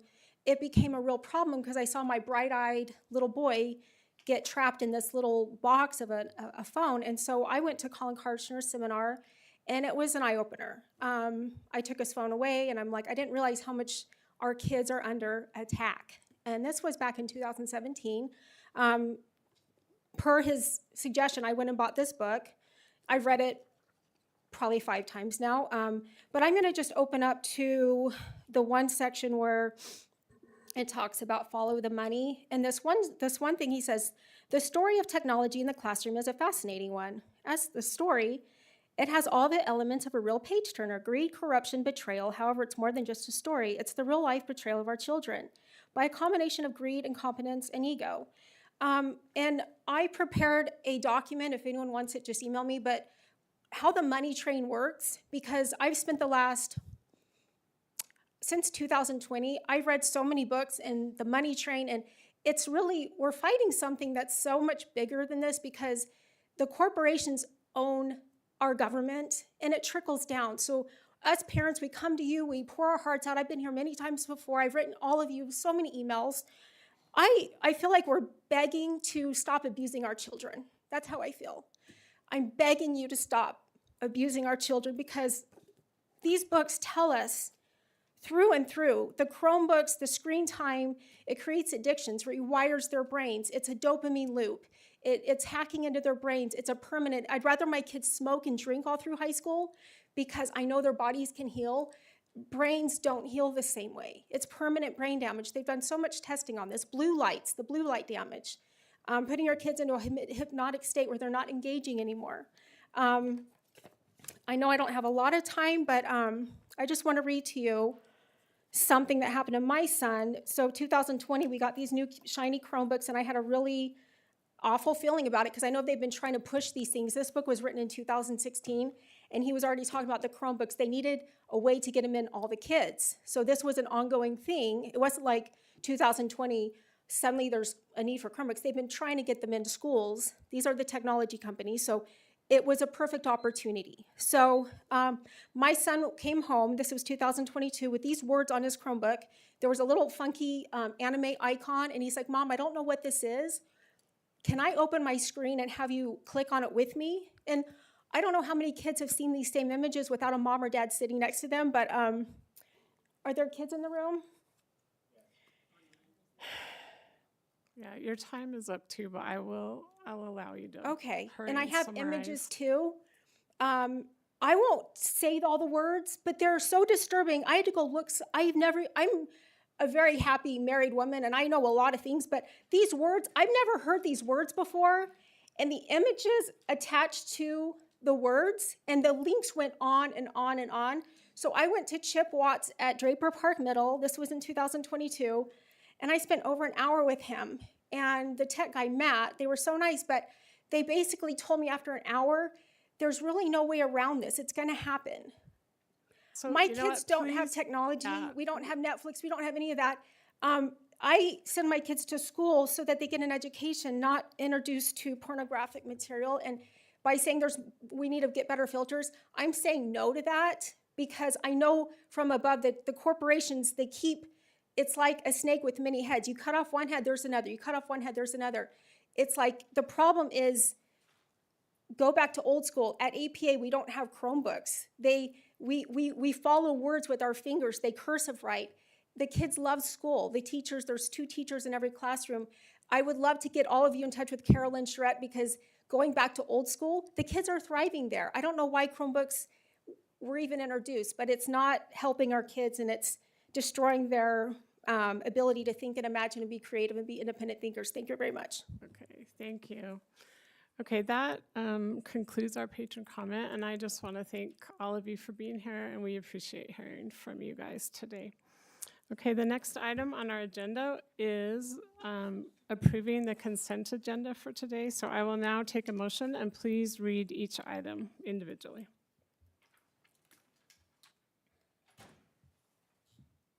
I move that we approve the consent agenda with items A, approval of minutes for March 4, 2025, B, approval of hire and termination reports, item C, approval of student overnight travel, item D, approval of purchasing bids, item E, approval of February financial reports, and item F, approval of administrative appointments. Okay, thank you. We have a motion. Is there a second to that motion? I'll second it. Beat me to it, you're good. Have Mrs. Dolly do that. Okay, so we have a motion and a second. Is there any discussion to that motion? Okay, seeing none, I'll call for a vote. All in favor, say aye. Aye. Any opposed? Okay, that motion passes unanimously. Okay, we're now on to the new business, and item A is Information Technology Security Update, and Superintendent Rick Robbins will be presenting this.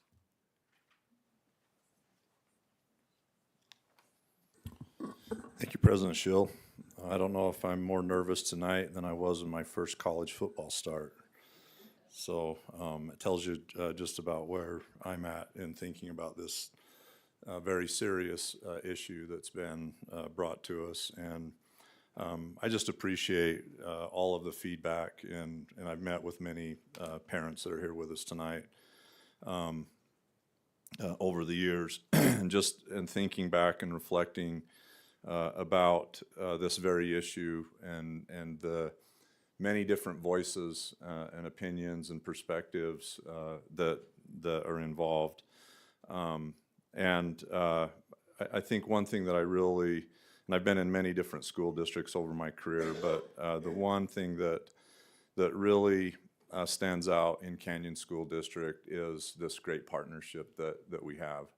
And I truly appreciate the fact, and I go back to our pandemic days, not trying to create more PTSD for us all, but the fact that parents and constituents feel safe enough to come to board meeting and express their opinions, and it really is a team effort. This is not anything that's going to be solved in isolation. I appreciate the comments about working together and collaborating together. And over the 5 years that I've been here, there's been many charged issues that we've had very, very intense disagreements from all walks of life in different places. But I really respect and appreciate that this is a place that we can gather, that we can talk through these issues, and that we can find solutions. So just want to say thank you to all of our parents that are here and sharing their thoughts on this. So there's no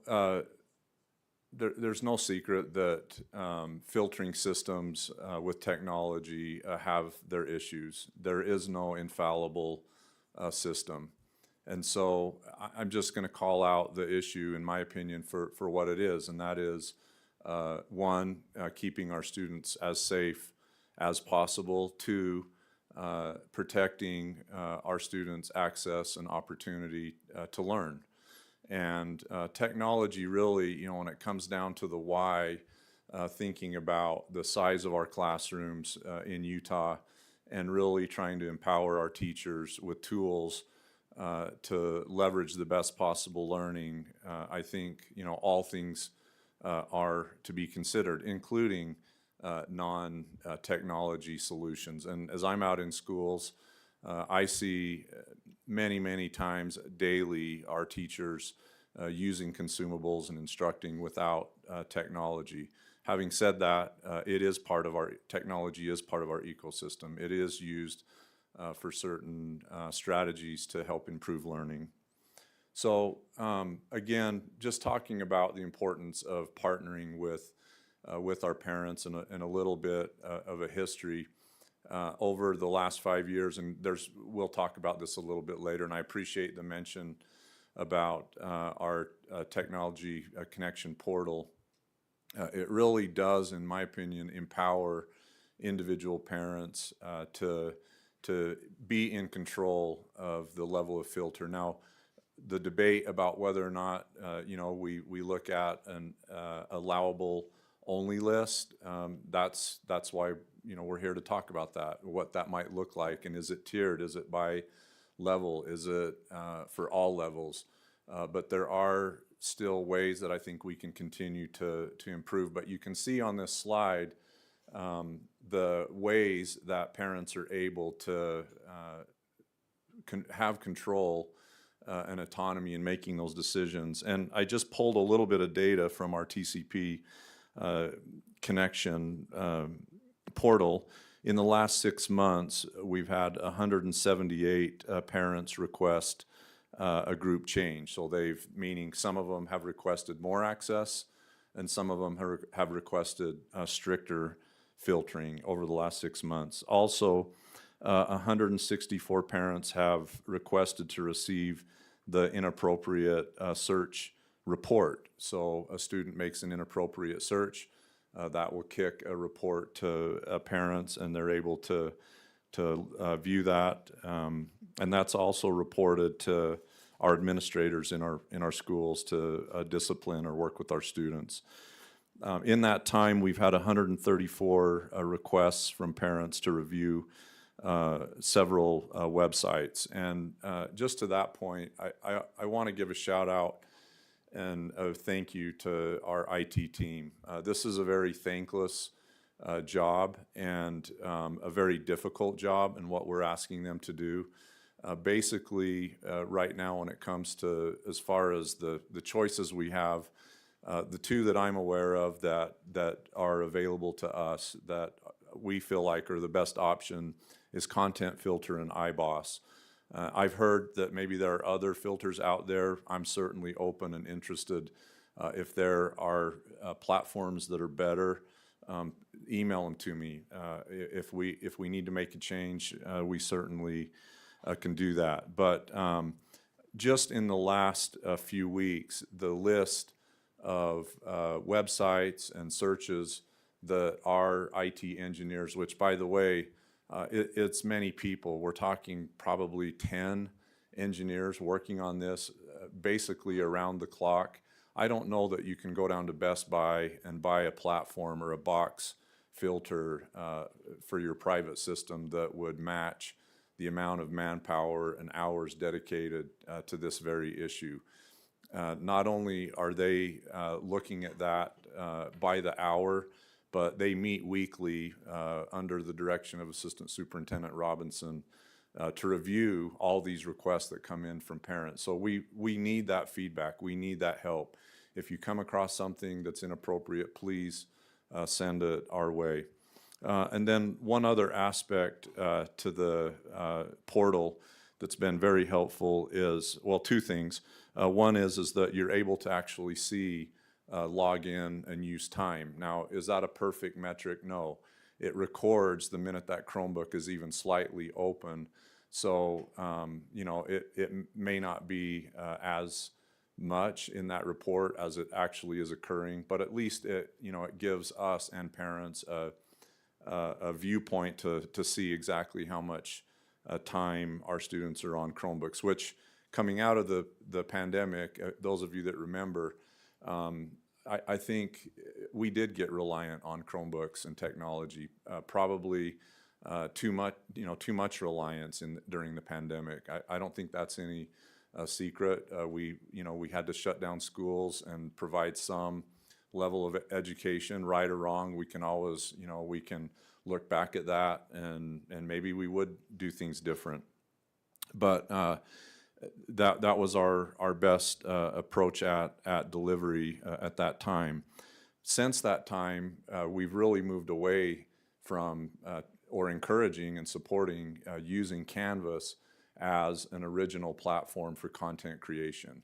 During the pandemic, I think, frankly, we got very good at building Canvas shells for students to engage while they weren't in school. And I think since that time, we've really pulled that back and directed teachers to only use Canvas as a reference or a resource, but not to use it as an original source of content. And I think to the point that was made by one of our parents is that we do want our students engaging with teachers.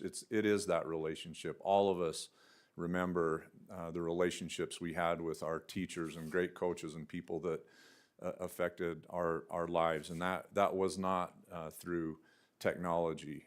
But in this day, the way that our students learn and engage, there is a place for that in that ecosystem. Lastly, I just want to mention, so in the last 6 months along that report, we've had 45 requests from parents to log in to look at use time, as well as another feature to our Canyons, our technology portal, it does report any searches of self-harm. So if we have students that maybe are searching anything about suicide or violence or anything of the sort, we had 1,449 of those reports that were reported to parents so that they could act in a timely manner. So these are just a few additional steps that we've kind of talked about already. Won't go through all those. It was mentioned by comments tonight with our parents, and I think it's a great idea. We are looking into a implementation of BARC or something similar that would help us continue to monitor Google accounts and emails and files for this type of behavior, that we can add an additional layer to that. Again, mentioning just the Technology Connect portal that started in 2023. You can see there we're up to over 500 sites have been reviewed. And just for me, I don't want to speak for the team that makes those reviews. I think virtually we've blocked all of those accounts that have come to us. And then just on the time that's spent on Chromebooks, we ask our administration to go out, and this was part of our high quality group or committee, but to go out and really, just hands-on look at what's happening in the classrooms. Because we wanted to make sure that, was there alignment with what we're actually seeing in our data report and our usage report? Is that aligning to what's actually happening in the classroom? And, when you look at our report, this is as of yesterday, currently right now, the average minutes per day in our elementary schools, which we all know that we don't send Chromebooks home. So this is, during that space of time during the day, but the average use is 39 minutes. The median is 31 minutes. And that ramps up in our high school and middle schools, which this is over a 24-hour period. So where Chromebooks go home with our students in the junior highs and or middle schools and high schools. In our middle schools, it ramps up to 96 minutes average daily over 24 hours, 86 minutes median.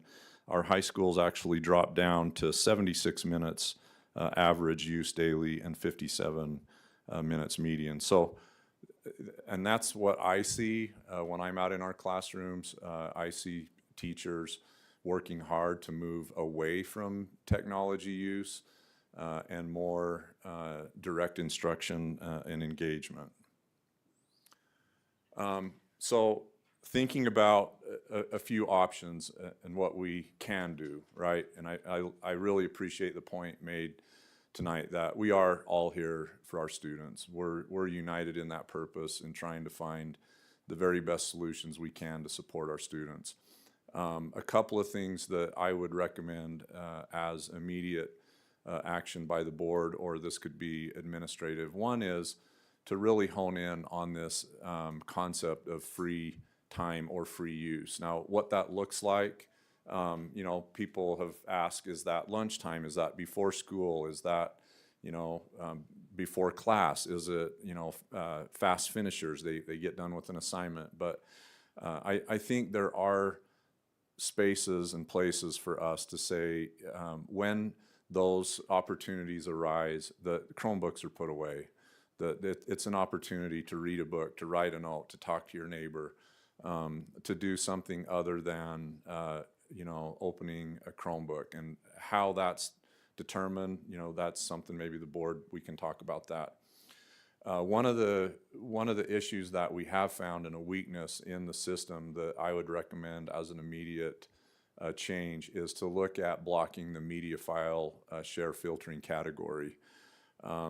This is a place where there are websites that are sophisticated that appear as media file share to the filter that are not. That once you get into a site like this, then there's an additional search engine that you can pull up inappropriate material. So the challenge with that is, obviously, if we're blocking media files or media share filtering category, then you're also looking at Canvas, you're looking at Google Docs, you're looking at Drive. So those would have to be added back.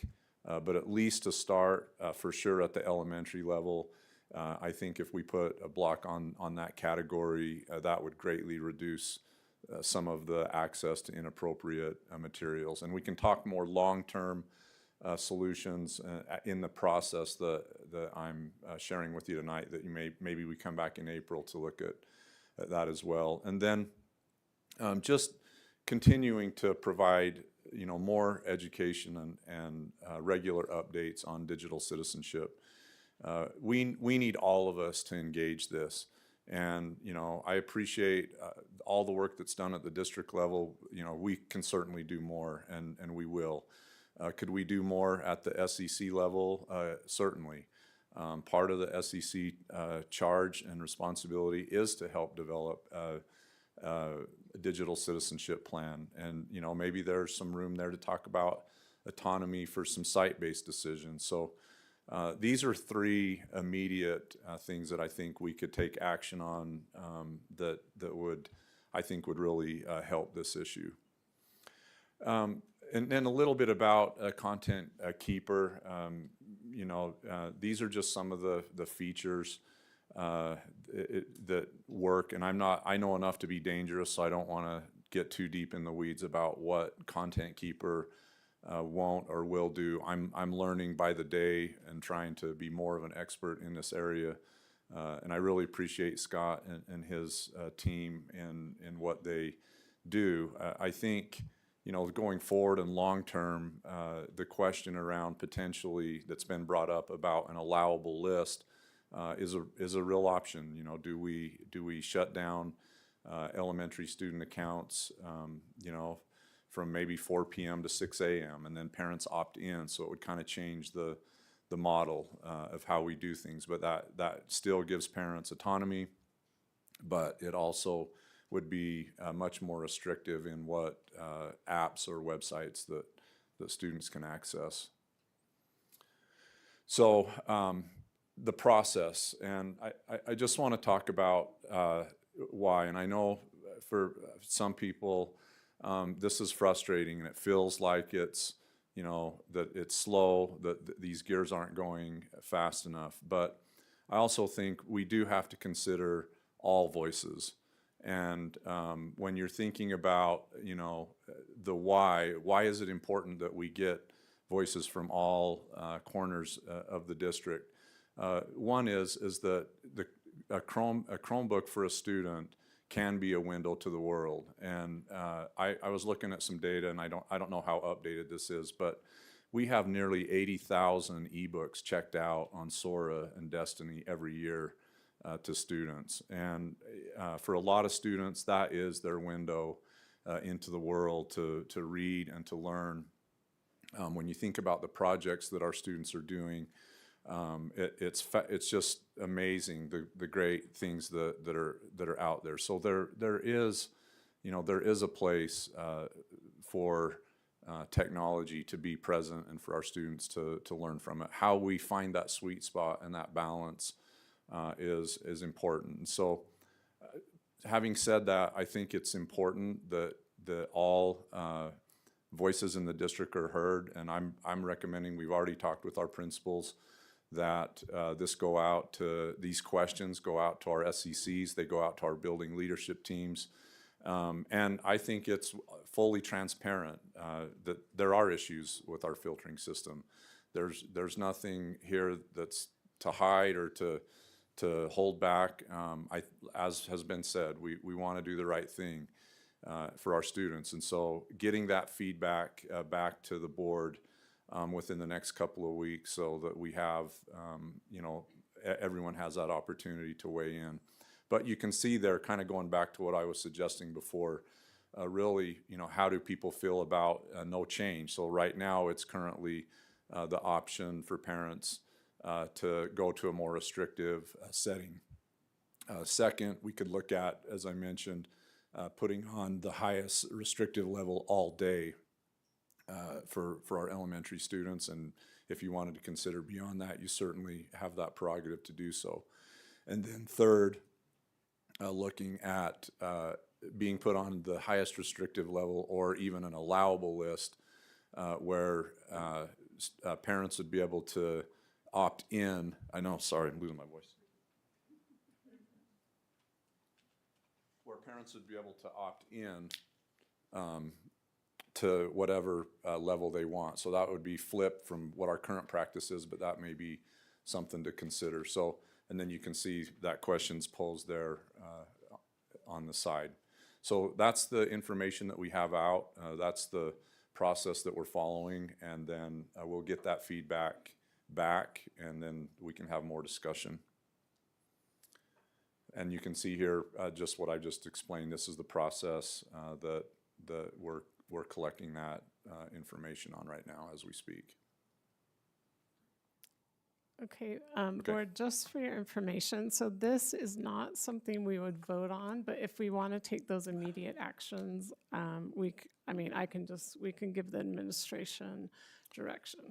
So we can just say we want to take those immediate steps. So we can discuss that. And Mrs. Nybar, we'll start with Mrs. Nybar.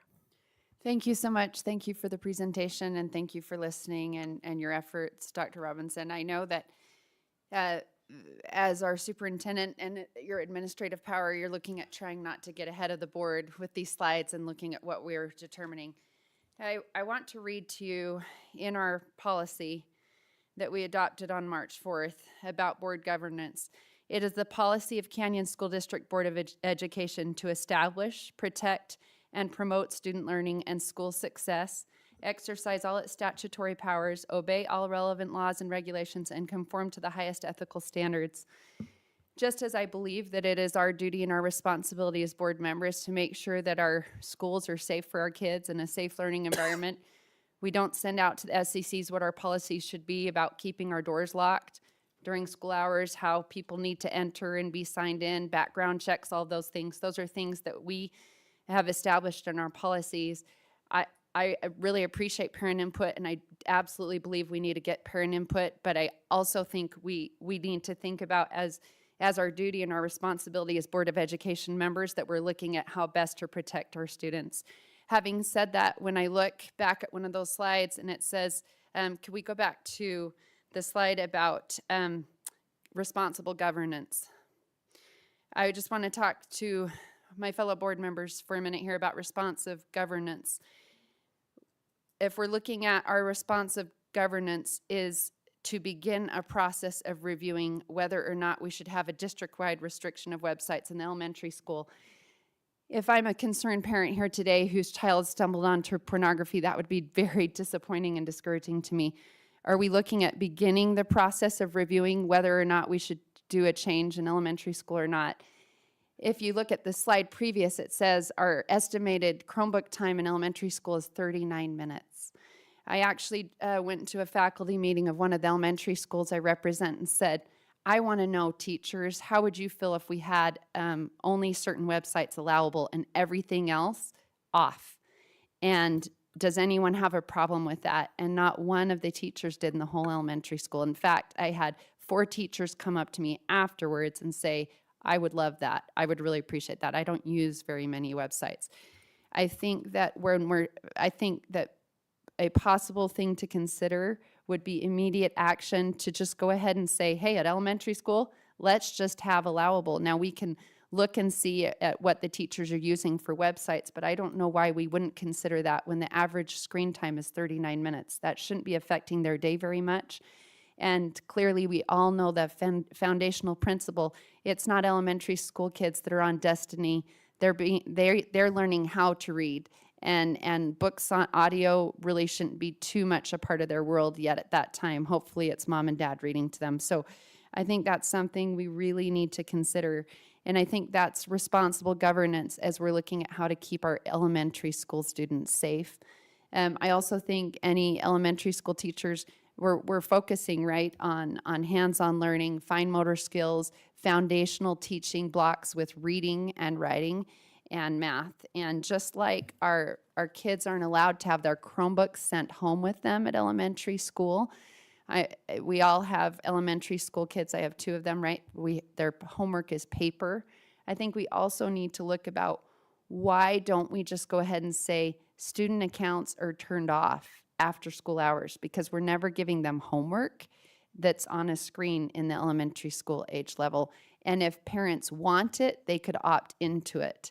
But I love the idea of saying, hey, all student accounts are shut down after school hours, because that's not how their homework's coming anyways. I think it just makes common sense. That's an approach that we could do immediately to help in elementary school.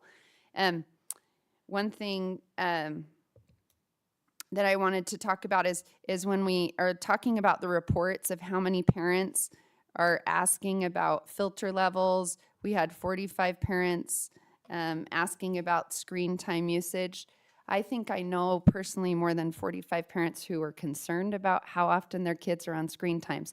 So I think that reporting mechanism tells me that we need to do more as far as partnering with parents to let them know what's out there and what options there are for them to look at what their kids are doing. I love the idea of the filters that parents can access. Or do you want me to? I'll just wait once you guys are done. I don't want to be speaking and you're not listening, so I'll just wait. Are you guys done? Okay. I think that I'll just repeat, just in case you didn't hear.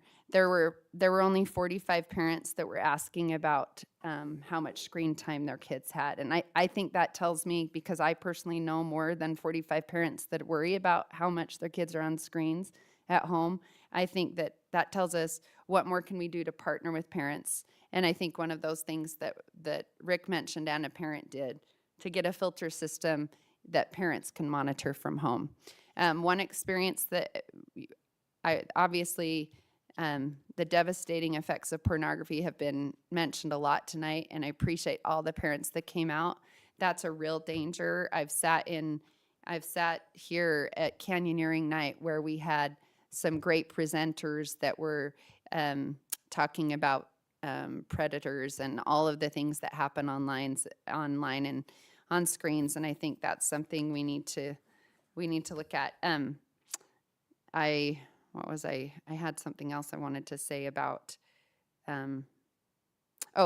the filtering. So with parents knowing what's going on, one thing we haven't discussed is the ability for kids to cheat during testing. That's something that was mentioned to us a few years ago in board meeting. I was just talking to a parent just the other day. She was logged into her student account. He's at Draper Elementary, 5th grader, and on the student account came, hey, what's the answer to number 3 on the test? And she was like, I was just watching it like, I hope my son doesn't answer this. He didn't, but then it kept coming from other students requesting answers to questions, part of the DLI program and the Chinese DLI program there.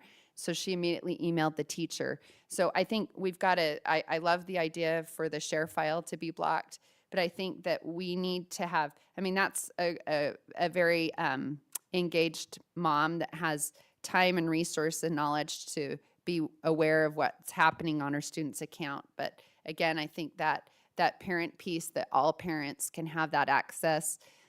When you talk about listening to the voices that aren't here and aren't speaking, I think there's a lot of families that are maybe unaware of some of these issues and don't maybe have the bandwidth or time to dedicate to this. And so I think allowing better access for parents to filter should be a step we really consider immediately. Third thing is, I think we need to form a subcommittee, and not a subcommittee that means put it out to pasture, but means really dive deep and look and say, what is the statistical evidence? Are we helping or harming our kids? Is screen usage, is it that imperative to learning in grades K through 3? Obviously, we just had this amazing meeting, just barely a roundtable discussion about the Innovation Center. We know we want to create pathways for technology and AI and all of these things, but then we would need to backwards map. Obviously, technology, it's ubiquitous. This is the world they live in, but are we using it to its best usage, and when do we need to introduce it. I think a subcommittee to really look at that. I know when we were at a meeting just 2 years ago at Draper Park Middle School, we had a parent who's in the tech industry, and he said, hey, actually, as far as introducing tech, I would do it a different way. I would implement it differently. There's all these skills that the kids could be learning at the middle school level. So I'm not trying to be a proponent of eliminating everything altogether, but I think we need to look at backwards mapping and make sure we're doing the best practice as far as when to implement it. And I'd be really interested in having a subcommittee where we have parent input and board members and ISD and other chairs to really look at what we can do there. I know that we have other districts and other competing school systems, charter schools and private schools that are doing it entirely differently. And I think we really need to look at it in a deeper dive. Thank you. Okay, thank you, Mrs. Nybar. Mr. Edel? So I appreciate everyone's dedication. It's obviously past bedtime and you're still here. So that says something. Speaking of the voices that aren't here, I did want to bring one up. I had a great conversation this afternoon about Chromebooks with middle school. So I know tonight focused a lot on elementary, but I wanted to bring up middle school for just a second and the concept of a potentially tiered approach as we go through devices, right? Where you've got most restrictive in elementary, and then kind of like a lot of middle children or middle school in general. Middle school is often forgotten and lumped in with secondary school. And then we've got high school where we're really preparing the kids to be adults. But middle schoolers are not high schoolers. And so I just wanted to highlight that difference and to bring to all of our attention that concept to think about and to bring into discussions with our committees as we have continuous discussions on technology. Obviously, the discussions tonight, the discussions tomorrow aren't going to be it. Our discussions on technology are going to go on indefinitely, forever and ever, as the technology evolves, as we continue to evolve with the technology. But I just wanted to bring that up with the tiered approach and to bring that into our discussions. Okay, thank you. Mrs. Oakes? Thank you so much. Thank you. I appreciate your presentation and a lot of the ideas. I agree a lot with what's been said. I especially appreciate Ms. Nyber's comments. I have some, and also Mr. Eddles, I think you're right, a tiered approach is critically important for middle schoolers. So in the last couple of weeks since this, our last board meeting, I've learned even more about the situation with tech here. Asked a lot of questions. I've been doing a deeper dive on a lot of things. And a couple things I want to point out and ask about. One of my questions is when we follow the minutes or the number of minutes that kids are logged in, does that apply if kids are using a hotspot or a VPN at all? I mean, is that the same kind of data that we're getting? I don't, yeah, I know. Enough to be dangerous, but. Maybe Scott can help us with that one. So a hotspot or a VPN, if it's used at school, it's going to act just as if it was on a home network. And so that time does count the time that the device was logged into any network, whether it's a hotspot, VPN, home network, or ours. Okay, so the data that we're getting would include if they're actually routing onto their own cell phone hotspot. Okay, that's helpful for me to know. Another piece that I learned is that students are using CSD auth as their Wi-Fi. Is it possible for us to do a complete reset on that password and only allow it to faculty? I'm just wondering, I mean, clearly over time, the kids have gotten access to that password, and being able to figure out, or maybe some sort of a regular pattern where that is changed so they don't have access to it, I think would be useful. I don't know if that's a possibility.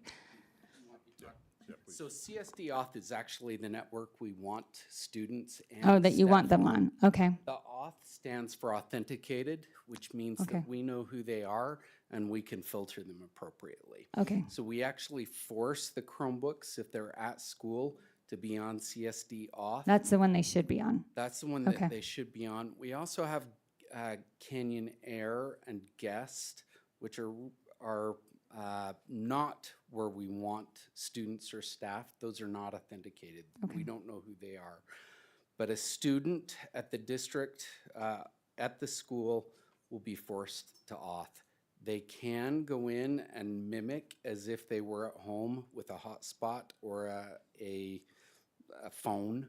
And one of the recommendations that I would make long-term would be to stop a student from doing that at the elementary school. Force them to CSD auth when they're on our site. Okay. And And just one other point with that, Amanda, real quick, Scott, and if I get this wrong, but part of the issue with Guest Network is a private device logging in with a student account on Guest Network is not filtered as much as auth, correct? That is correct. Okay. So I think there's some misconceptions. The Chromebooks, the district Chromebooks are always filtered. A district account, if I log in as a student account on a private device at home, that gives access. Yeah, I'm sorry. speak into Yeah. the microphone so we'll get that on the recording. Yeah, I please. apologize. I'll backtrack. So, let me think where I was at. So, some confusion about access and filtering. So the district account, if a student logs in to a private computer on a private network using the district account, that is not going to be filtered. We don't have access to that private computer. We don't have access to that private network. We are not filtering that. We are giving access through that account, and that access could be things like Read 180 or the different applications, CSD Docs would be access. And that will come on a private device on a private network. But the filtering will happen on a district network or on a district device or on a private Chromebook logged in with a district login. okay, and I think that's something that a lot of parents might not know.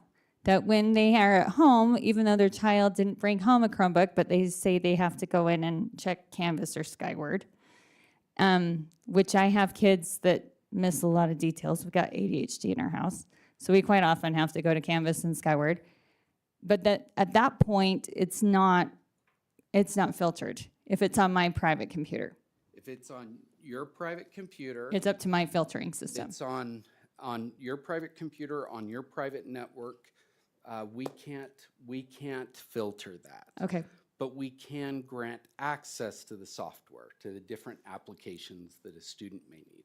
Which I think is useful for more parents maybe to be aware of. I think that's one piece. Another thing is that I have learned recently from my son's friends is that with Land School, it is possible for them to pull up more than one website at a time. And sometimes that's what they're doing in order to avoid eyes from the teacher and getting in trouble. So, you know, that there's a lot of these bits and pieces. This is one place where I'm getting to, like, I fully support the idea of us having a subcommittee. And yes, this is not setting out to pasture. I actually would really like to have a subcommittee, not just of district admin board members, but parents who have some of the most profound concerns here, and teachers. Now, the teacher voice is a piece of this that I think we have to be considerate of. I know that there might be some teachers who are really okay with this. I've been hearing from others who aren't. Yeah. I had a first grade teacher who reached out to me in great alarm, lots of concern. Her comments were actually quite heart-wrenching because she said, it feels like parents are so suspicious of us and we're trying really hard. And this is how we're trying to figure out how to help these kids individually. We've got to get some teacher feedback. Now, I'm not saying that doesn't mean we whitelist, because maybe they do need to use certain pieces of technology in the classroom for small pieces of time. And maybe those are the things that are whitelisted, but we do need some more information, I think, before we do something extreme. But by way of background, and I think it's important for me to share this, my background, I have 5 children. My eldest is 21 and my youngest is 12. And like some of you have expressed, when smartphones came out, I had a gut feeling that this could be a really problematic thing. I didn't allow my kids to have access to video games, any social media, and I would tell my kids all the time, you keep looking at screens, your brain's gonna turn to mush. We had this conversation a lot. Before I ever became a board member, I started to work a lot with Dr. Christy Kane. She was kind of a contemporary of Karchner and Colin Karchner, and she was a clinical psychologist that had done a deep dive on research about the brain and technology, and worked with the district to bring her to come and present to some of our schools. Now, safety is absolutely an important issue and consideration in all of this, and I understand this very much from a parent's perspective. There's also other pieces at play, and it comes down in part to some of what we got feedback from with the community when we were building our strategic plan. Now, the strategic plan was developed, what year was that, Superintendent? 2021, 22. Yeah, right in the middle of the pandemic. So we put out feelers to the entire community, parents, students, teachers, faculty, admin, and also members of industry. And so much great information came back. And one of the biggest pieces was that we have to personalize education and ability. So whether that's kids that are extremely advanced or gifted, or those that are special education or have disabilities, which now comprise about 15% of our population.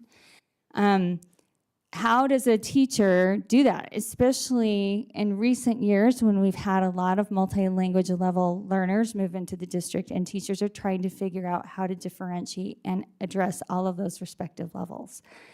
So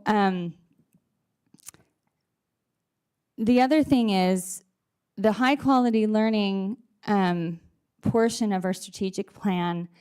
This is actually my favorite part, and when we were developing this, I got so excited. I loved so much of what these parents had to say about doing hands-on learning, joyful learning, outside learning.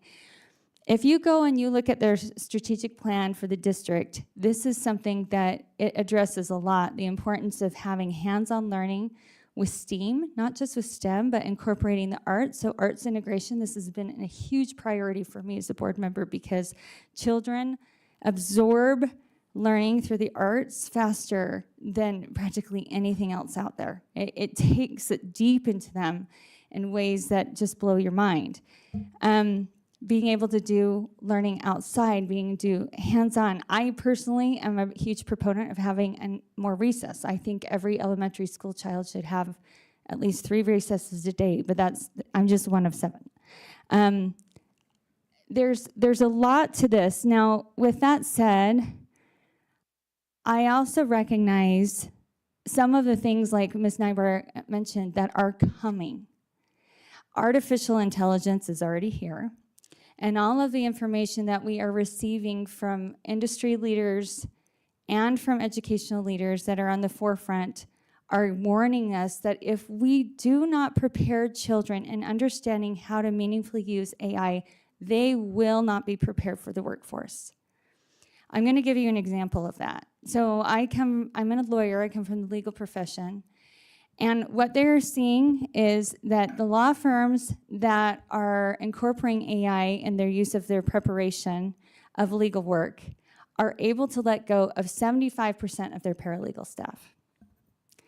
And the 25% that they are keeping are the ones who understand how to write a meaningful prompt or what to look for and understand how to edit. 80% of work in that's one example of many, many, many that I'm hearing about, can be done by AI, but the 20% that will distinguish a worker from being able to hold on to that job is whether or not they understand how to use it. So if we walk away from that completely, we are sending your kids out into a world where they're going to be ill-prepared to know how to navigate it. So that's there's also these pieces that we are aware of that we're watching on the horizon or at our front doorstep, right? And with that said, I want to, like something one of the parents said earlier, I underlined this and I totally agree with it. Technology should be a tool, not a foundation for learning.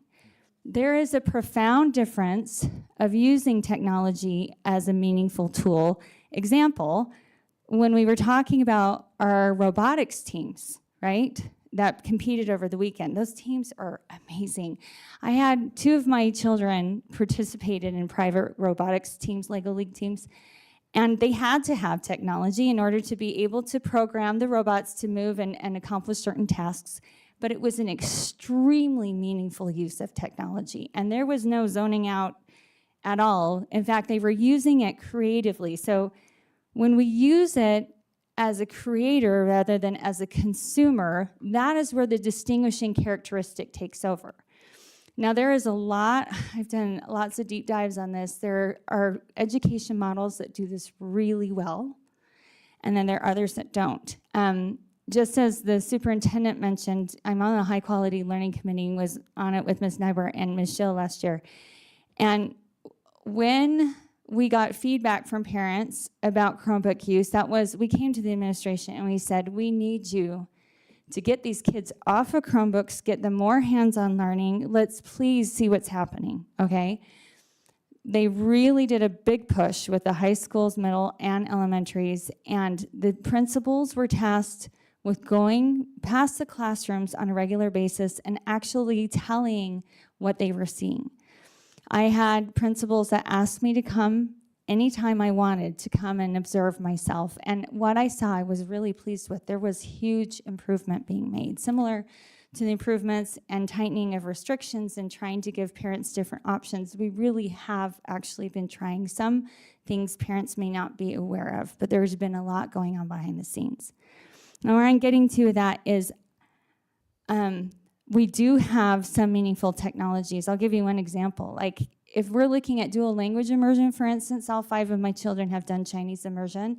There is an app called Mandarin Matrix that actually helps kids record themselves and speak Chinese and get direct feedback immediately in a way that one single teacher cannot in a classroom. That, to me, is a meaningful use of technology.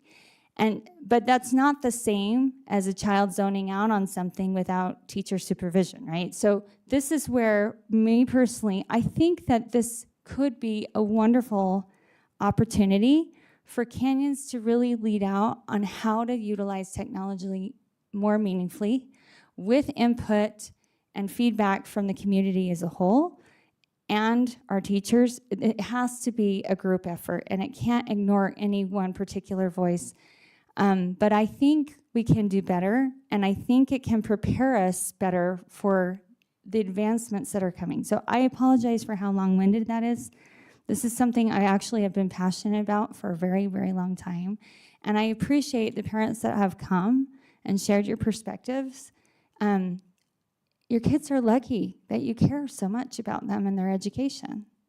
And we are here to partner with you and to make this better. So thank you for being here. And thank you, Superintendent and Scott, for all of the work you're doing. I know this is not easy. It's not easy to be raising kids in this era. And we recognize that you're trying to support as best you can. We can always improve.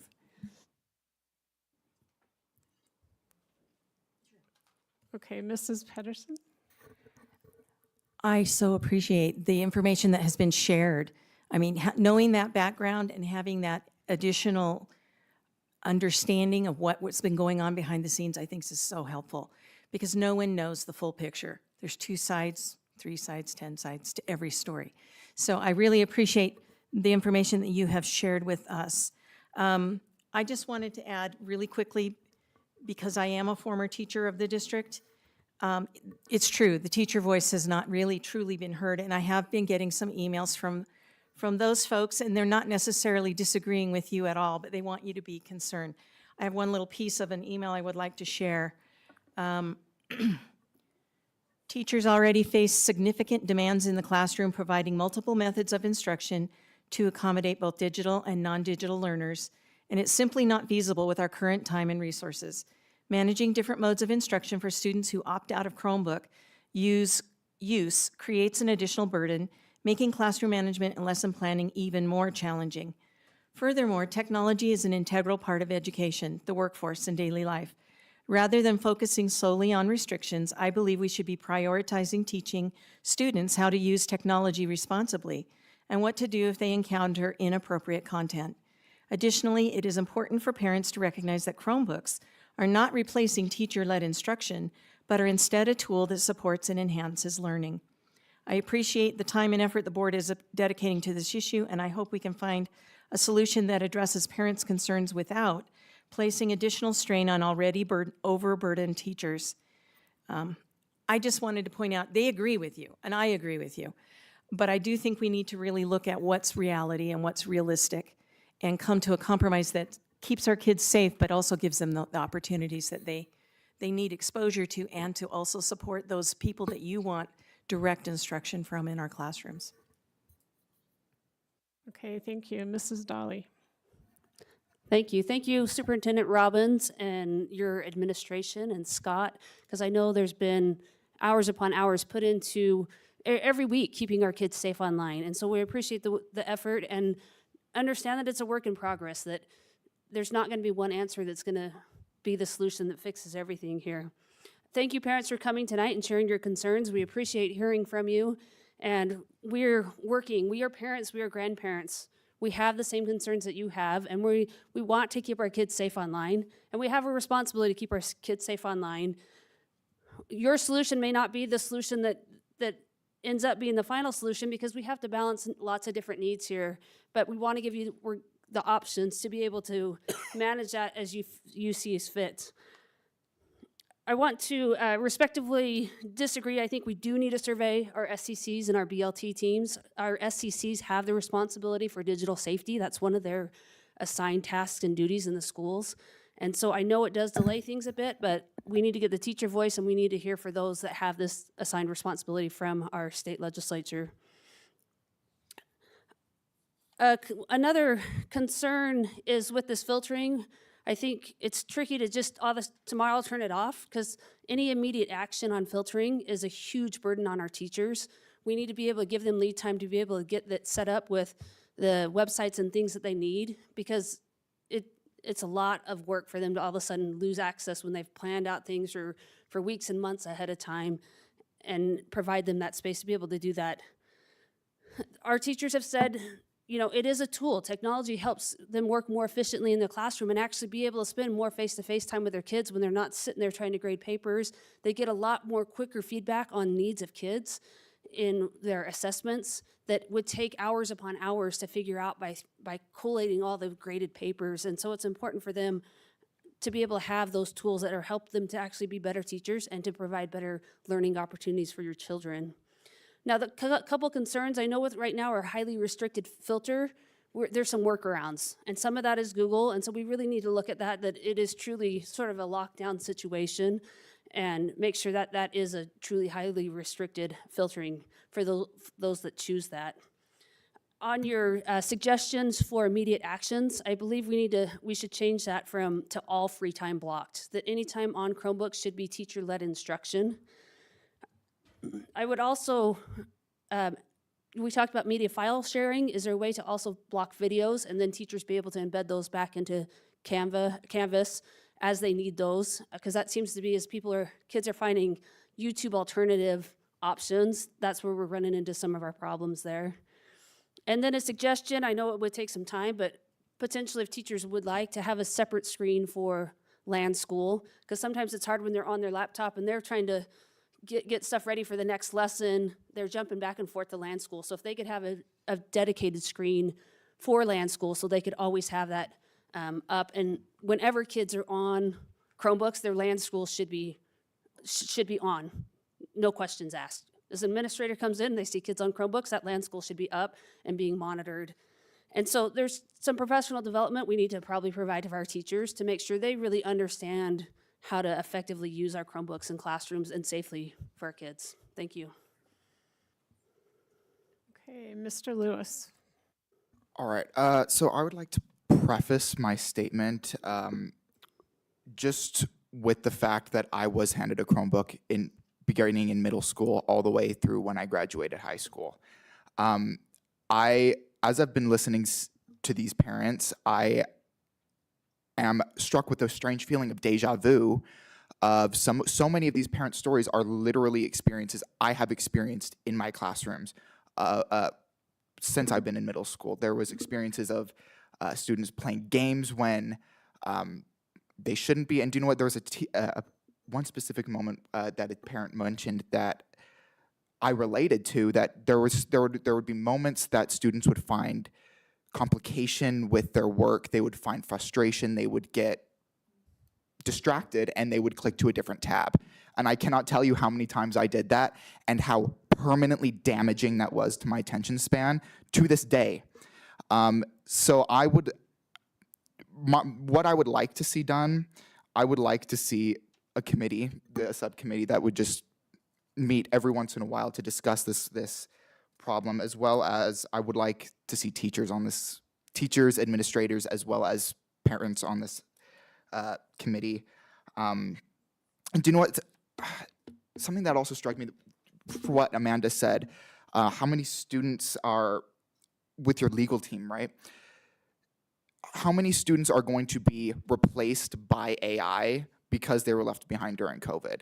I would like to see what we can do, especially with our new innovation center, to train our kids in AI so they don't get replaced by AI. They're the ones that are managing the AI. That's what I have written. But I mean, I two last things. I don't like land school. Land school, I was it was super easy to get around it, and there was too many times when teachers were not monitoring land school.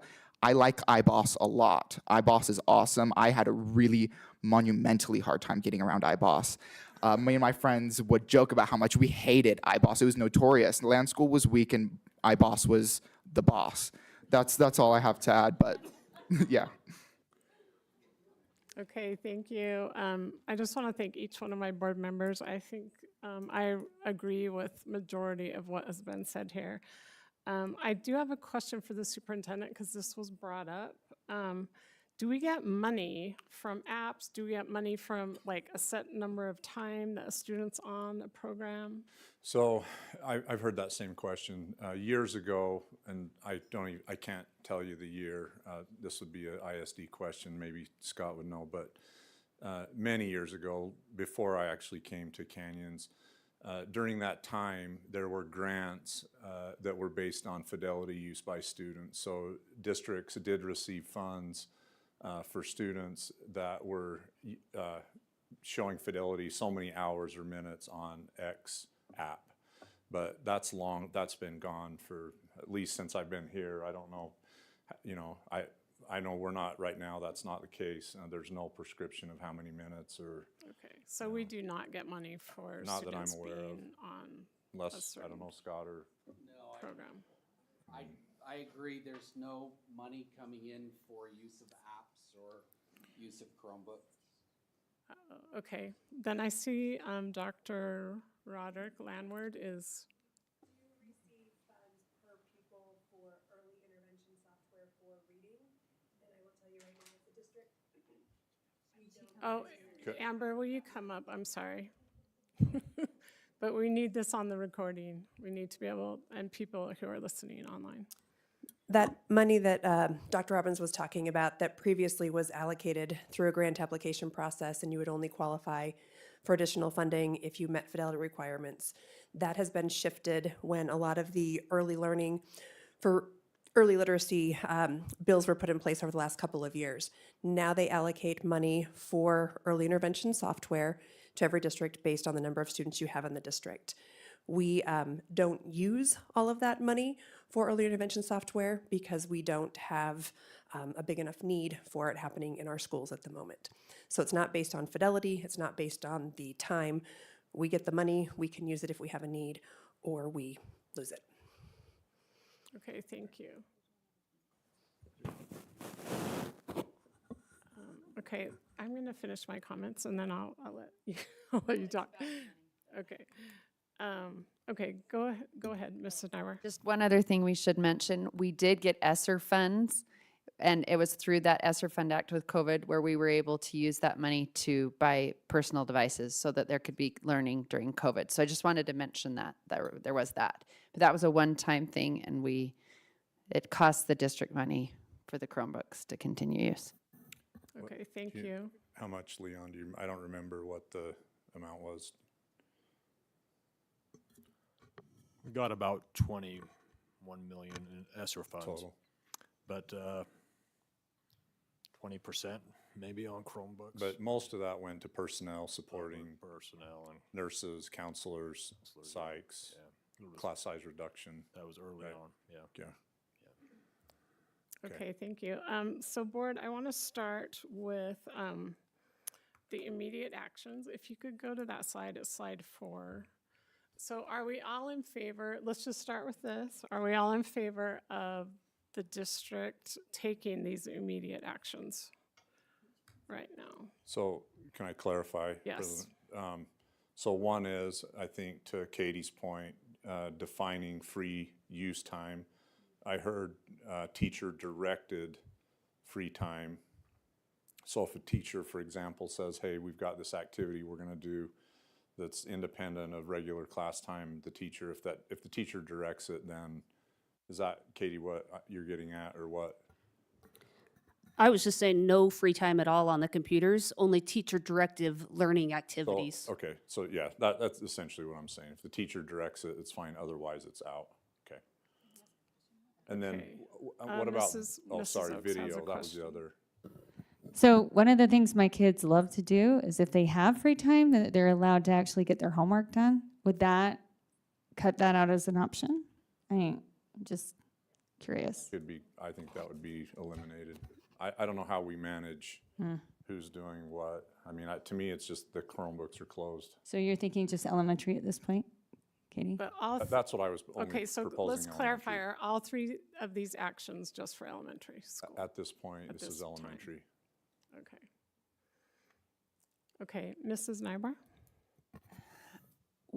I understand, and I apologize. I meant to say teachers on the committee too, with parents and district administration board members. But why would we not also at least consider? I know Dr. Robbins, you and I discussed this, the idea of having the student account just turned off once school's out, simply because our elementary school kids don't take Chromebooks home anyways, and there should be no reason they wouldn't have any homework to do. So I'm wondering why, because I know when we talked, that was something we were considering, Yeah. where parents could opt into it, but and it that- wouldn't be automatic. It's in that slide in the longer term.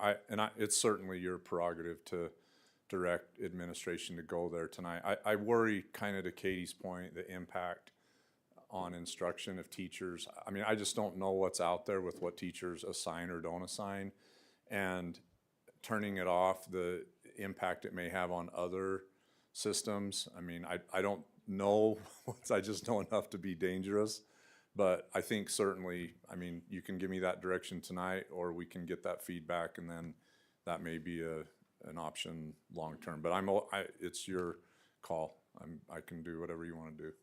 One other thought too, I mean, kind of to the land school issue, and this is probably a little bit bold, but I have seen situations where there is an open screen in the classroom where everyone can view I mean, if the teacher misses it, it's up there, everyone in the class can see what each other's doing. Now, I don't know how that affects cheating or other, but you put a screen up that land school has all the monitors up. I've seen that model before. That might be something to think about. Okay, let's go back to. Kind of expensive, but. Thank you. Let's go back to, first we're going to consider immediate actions, then we can talk about that, if that's okay. Okay. Okay, so Superintendent, do you want to just go through the second and third item to make sure we're all clear? So the first one was the free use. I think we addressed that. Then the second is to block media file sharing filter category. So this is the one that we would add back the apps that our students use, like Canvas, Drive, Docs.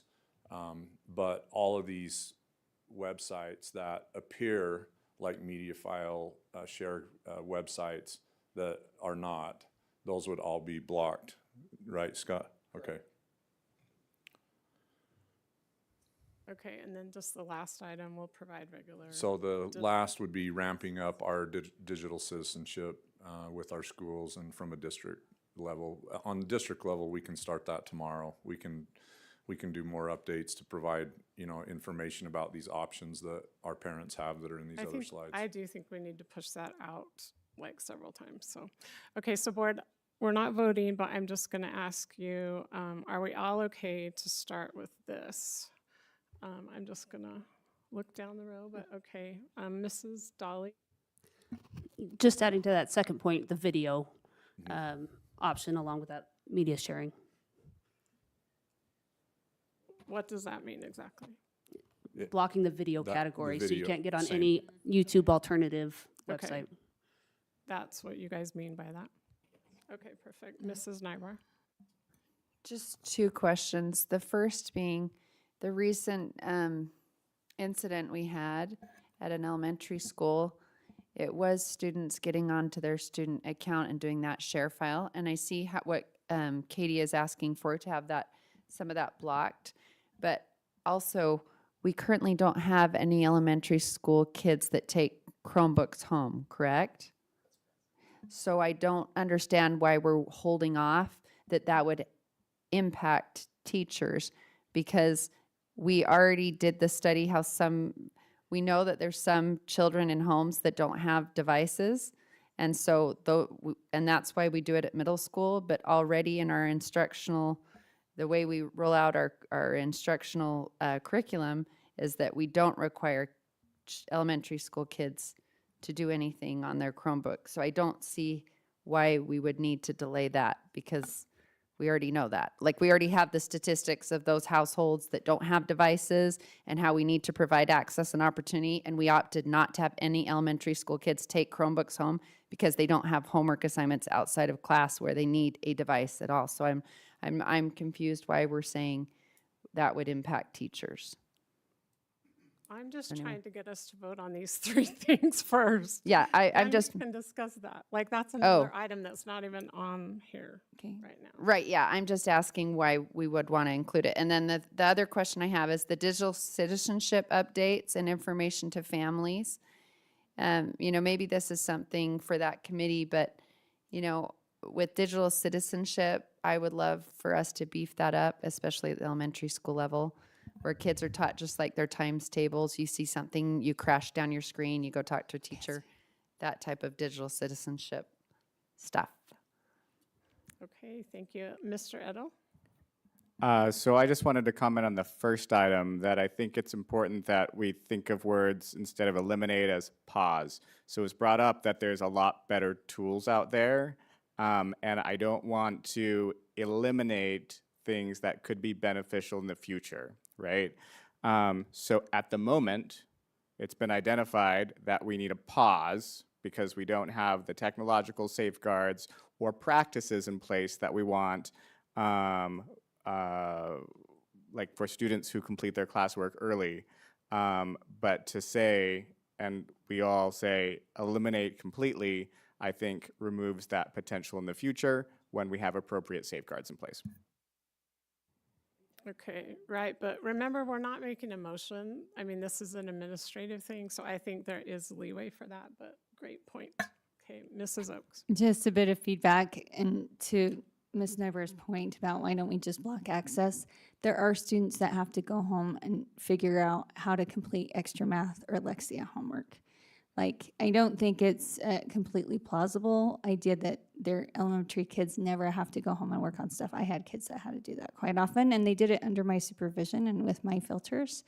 But for kids, especially ones who struggle, that need additional time, we have to at least provide an opportunity, whether it's a parent opt-in or something else that allows them to do that. Just one thing. I have 2 elementary school kids. Lexia is separate, though. It's not part of, you can just log into Lexia. You don't have to log into your student account to get onto Lexia. That's how I do it with my kids at home. So Okay, Superintendent, I know you told me you recently spoke to elementary principals about this, and what was their feedback? Elementary principals were overwhelmingly supportive of some level of restriction or increasing restriction. However, there was probably a third of our principals that are in mostly our highly impacted communities that were very opposed to anything like this, that they worry about the very point Amanda just made, that many of their students rely on that technology during the day and after school for support. But overwhelmingly, they were supportive of a more restrictive filter. I think, I mean, to get at a complete, allowable list, you'd have to go with blocking student accounts would be is that accurate, Scott? Yes. If that's the direction that the board chose to go. But then, that's going to be a task also trying to add back what's necessary or what, we're not going to know all the ramifications of what we're locking down until we actually do it, if we do it. Okay, so board, are we ready? I'm just gonna kind of look down the row and you guys can each nod your head yes or no if you are supportive of doing these 3 immediate actions. So Karen, Katie? Yes. Amanda, Andrew, Jackson, Holly, and Amber, yes. Okay. Okay, so Superintendent, you have direction on those 3 items. So another thing that several people brought up was this idea of a subcommittee. Yeah. So I think let's just go down and say if we're all in favor of that, and this administration can work on that over the next month or so. Karen, subcommittee? Yes. Katie? Andrew? Jackson? Holly?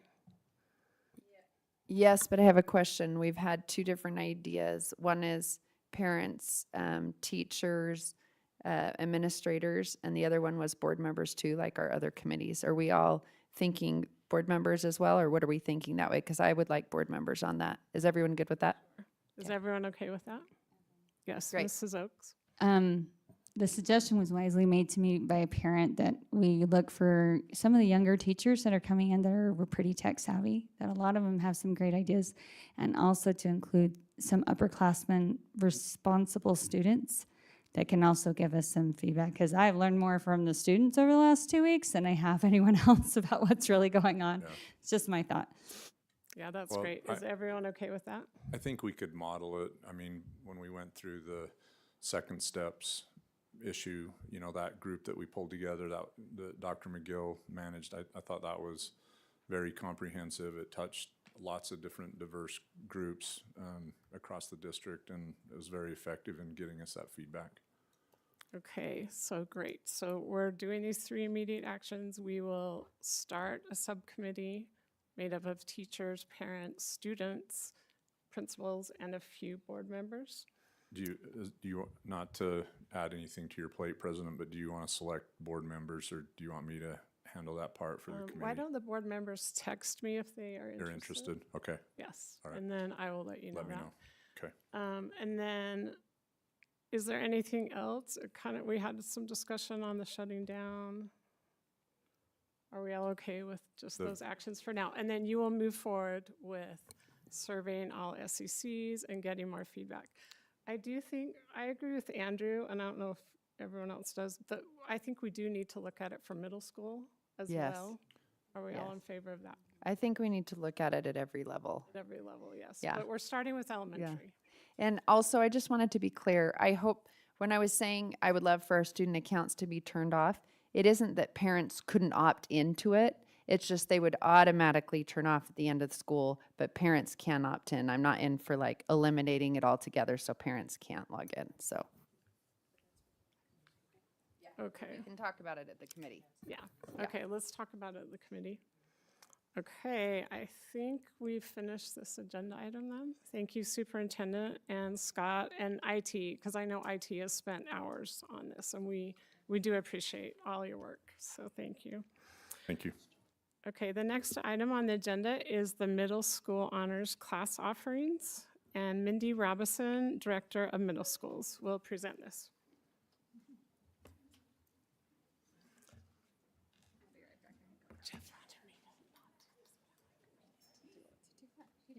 Jeff wanted me to not do this, but I'm like, we should do it. Of course we should. Yeah.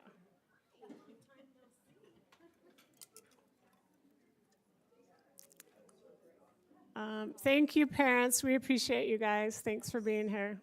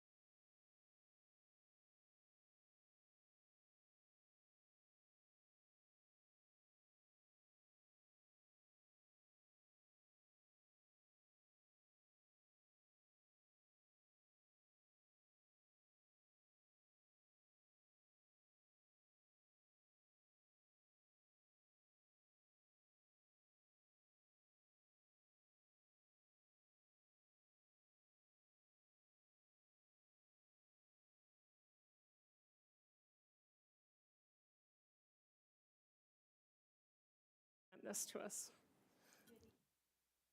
Oh, there it is, the brighter green. Good, very late evening, board members. It's past my bedtime. My watch just reminded me, so thank you for having me tonight. I handed out to you a middle school brochure. I have the opportunity to serve on both access and opportunity and high quality learning. And this year, one of our great focuses is to really be to support the parents and to let people know what is going on. A lot of this information is in the brochure for the community. They can also click on that resource. And so I will be going through fairly quickly the first couple of items, which are all found in the brochure, and then I'll go through some of the big issues that are impacting the middle schools right now. In here, it talks about middle school philosophy, which I think we are very fortunate to have middle schools that are based on the philosophy of intellectual, social, emotional, and physical growth, and really thinking through the models in our schools to support those 6th, 7th, and 8th graders. We know in middle schools, lots is going on. That we know their brain's developing, they're developing physically, emotionally, discovering. I've had the opportunity to be in middle school since 1995, and it is never, ever a boring day. Those of you who have been in those schools or had kids that age, you know that it is an exciting time. It's also a time of lot of learning, as our students are working in organization, advocacy, these study habits, and social skills. We're also seeing huge changes from elementary school. In all the prior conversations, we've actually talked already about some of these, but we're seeing new courses available, cell phones, more students have access, and I'm very happy to report that every middle school does not allow cell phones during class time, and so that's been a really exciting thing to see. Today we were at Eastmont, for example. I never saw one phone out, and to me that is so exciting to see that when you're in the middle schools now. Obviously, grades and assignments are changing. Coming from the elementary school, the report card looks a little bit different. They have school fees, school lunch, and we've talked about technology, so I won't talk too much more. I feel like we've had a healthy discussion. This is some things that have been brought up this year that I just wanted to make sure it's really clear. In June of '24, the state became much more clear with their rules regarding what was required in the middle schools. Every year in the middle schools, it's English language arts, math, science, social studies, and by the end of middle school, our students have to have at least, and notice the least there, one art course, one PE course, health course, digital literacy, and college and career awareness. There is, through both state rule as well as district policy, our students and parents, if these courses are not the very best for them, they do have an opportunity to do a substitution course. Now, for these prior ones, you cannot opt out. We've learned a lot, and thank you for those board members that have spent significant time with me as we've really dug into the policies here. They can substitute, and here I have linked everything for you of the substitution courses, and we worked with a couple communities this year really solidifying and understand that, and it also is all linked to board policy. But basically, if there's a similar course or it's consistent with the student's plan, there's a form they fill out and administrators can accept those, recognizing that not everything's possible. We wish, in middle school, lots of things are possible, but not everything is possible, so we just want to make sure that they're aware, and our parents can also request educational release, and those are the two policies that are associated with that. So some exciting things. We're going to go to the exciting things because I think this really helps with the conversation that was prior. A huge thank you to Dr. Amber Roderick-Landward, who has really helped me as we have been thinking through this, and a lot of the ISD team that helped put all of this material that we're seeing together, as well as a big thank you to the Student Wellness Service. Dr. Brian McGill and Melissa Baker have been instrumental in putting all of this to information. It's been a really nice collaboration for the three departments. The proposal we're making, one of them is to change college and career awareness is currently taught in our 6th grade. And I know I've talked a little bit of committees to this, and digital literacy is taught in 8th grade. Our proposal is to switch those two, that college and career awareness would be taught in 8th grade and digital literacy would be taught in 6th grade. Katie Gephardt and Patty Larkin have done a phenomenal job. They put together all of this, but the two main ideas and reasons, and I think this is really pertinent to what our parents came and talked to us about. In 6th grade, we are handing students a Chromebook, and by moving that to digital literacy to 6th grade, what we would do is really work with ISD and CTE, and the very first thing is, how do you learn the skills? Our goal in middle schools is to teach. We want these kids to know how to use it. I love the conversation about we want them to use. I liked it, what you said, we want them to be directing AI. We don't want them to be the ones that are being replaced. And so we really see that the digital citizenship would make a lot of sense for our 6th graders as we're handing them the Chromebook and a lot of the education. The other exciting part by moving the college and career strand to 8th grade would be as we're moving into our innovation center, this would allow the 8th grade course to be really about college and careers, which you wouldn't have the 2 years between that, but as students, we want them to know all these pathways, and we really think of an equity lens. How exciting would it be that in 8th grade, they actually have a field trip to the innovation center. They can see the different strands, and then they're making those choices for high school right there. So there's a lot more rationale, but I think those are the most pertinent to go over. Amber, if at any time, or there's lots of considerations were made, very in-depth studies to make sure how this would impact teachers, to make sure we have the proper licensing, and we do feel like we can do this. It's going to be a little bumpy to start at the beginning, but we can also help teachers with the endorsements. The thing to be aware of, just because this is going to look a little bit strange when we begin it, is that Our proposal would be this upcoming year, it's as we've been doing it in the past, the college and career awareness, those courses they don't have to take in 7th grade in digital literacy. Then we would like to move it forward in 2026. But since our students in 6th grade, it's going to take 2 years of those 2 years of digital literacy. But the exciting part about that is that really, with the Innovation Center, we would have that college and career. We have the most time to put that together because that's going to be more new. And then the digital literacy, we would just make sure that was appropriate for 6th graders. So that's that. If you have any questions before I move on, go ahead, Holly. Thank you so much for all the work with this. So with the college and career awareness coming in 2028 and 2029, I recognize what you're saying with the timeline with kids and the grades. So what about our college and career awareness teachers? So that's what we've been working through. We've actually, that's what CT has gone through, and those teachers would just teach digital literacy those years. Okay, so there will be a period of 2 school years where college and career awareness won't be taught Correct. at all? Yeah. Okay. Now, they'd be building, I mean, they're going to be a part of all of the groups putting it together. So there's going to be still work because we know that some people, they love that curriculum. So the good news is through that timeline, those teachers will be working on those small committee groups to help make sure that that makes the most sense for 8th grade. But you are correct, for the 2 years, it's not going to be in the schools because the students would have already had it. And So have you, sorry. So the students will have both. It's just the way the rollout is. It's the grade level change, yeah. So they will, all students, because we do have to, with the state rule, we have to make sure that students have both of those. And really, as they're looking at some of these CT pathways, these are the beginning courses to make sure that they are looking, as they're looking at what they might want to go into CT, they need to have both. And that's why those 2 years looks a little bit interesting with that. yeah, so I'm just thinking about students that go through during those years, if they would have a chance to take that class. Well, yeah, they've already taken it, right? So our 6th graders will take it. Yep. And then when they are in 8th grade, they take digital literacy. And then our group that comes in 2026, they'll take digital literacy in college and career. So we'll make sure that every student has those. Right, but wouldn't it, with this schedule, wouldn't it mean that only when they were in 8th grade would they be able to? If they came into middle school in 2026, because we're doubling up on digital literacy, the only option they would have if they were going to take that class would be in 8th grade.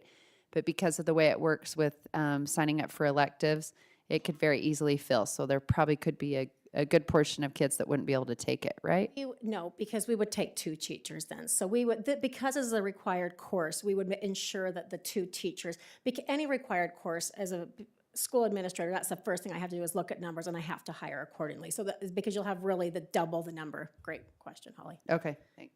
Go ahead, Katie.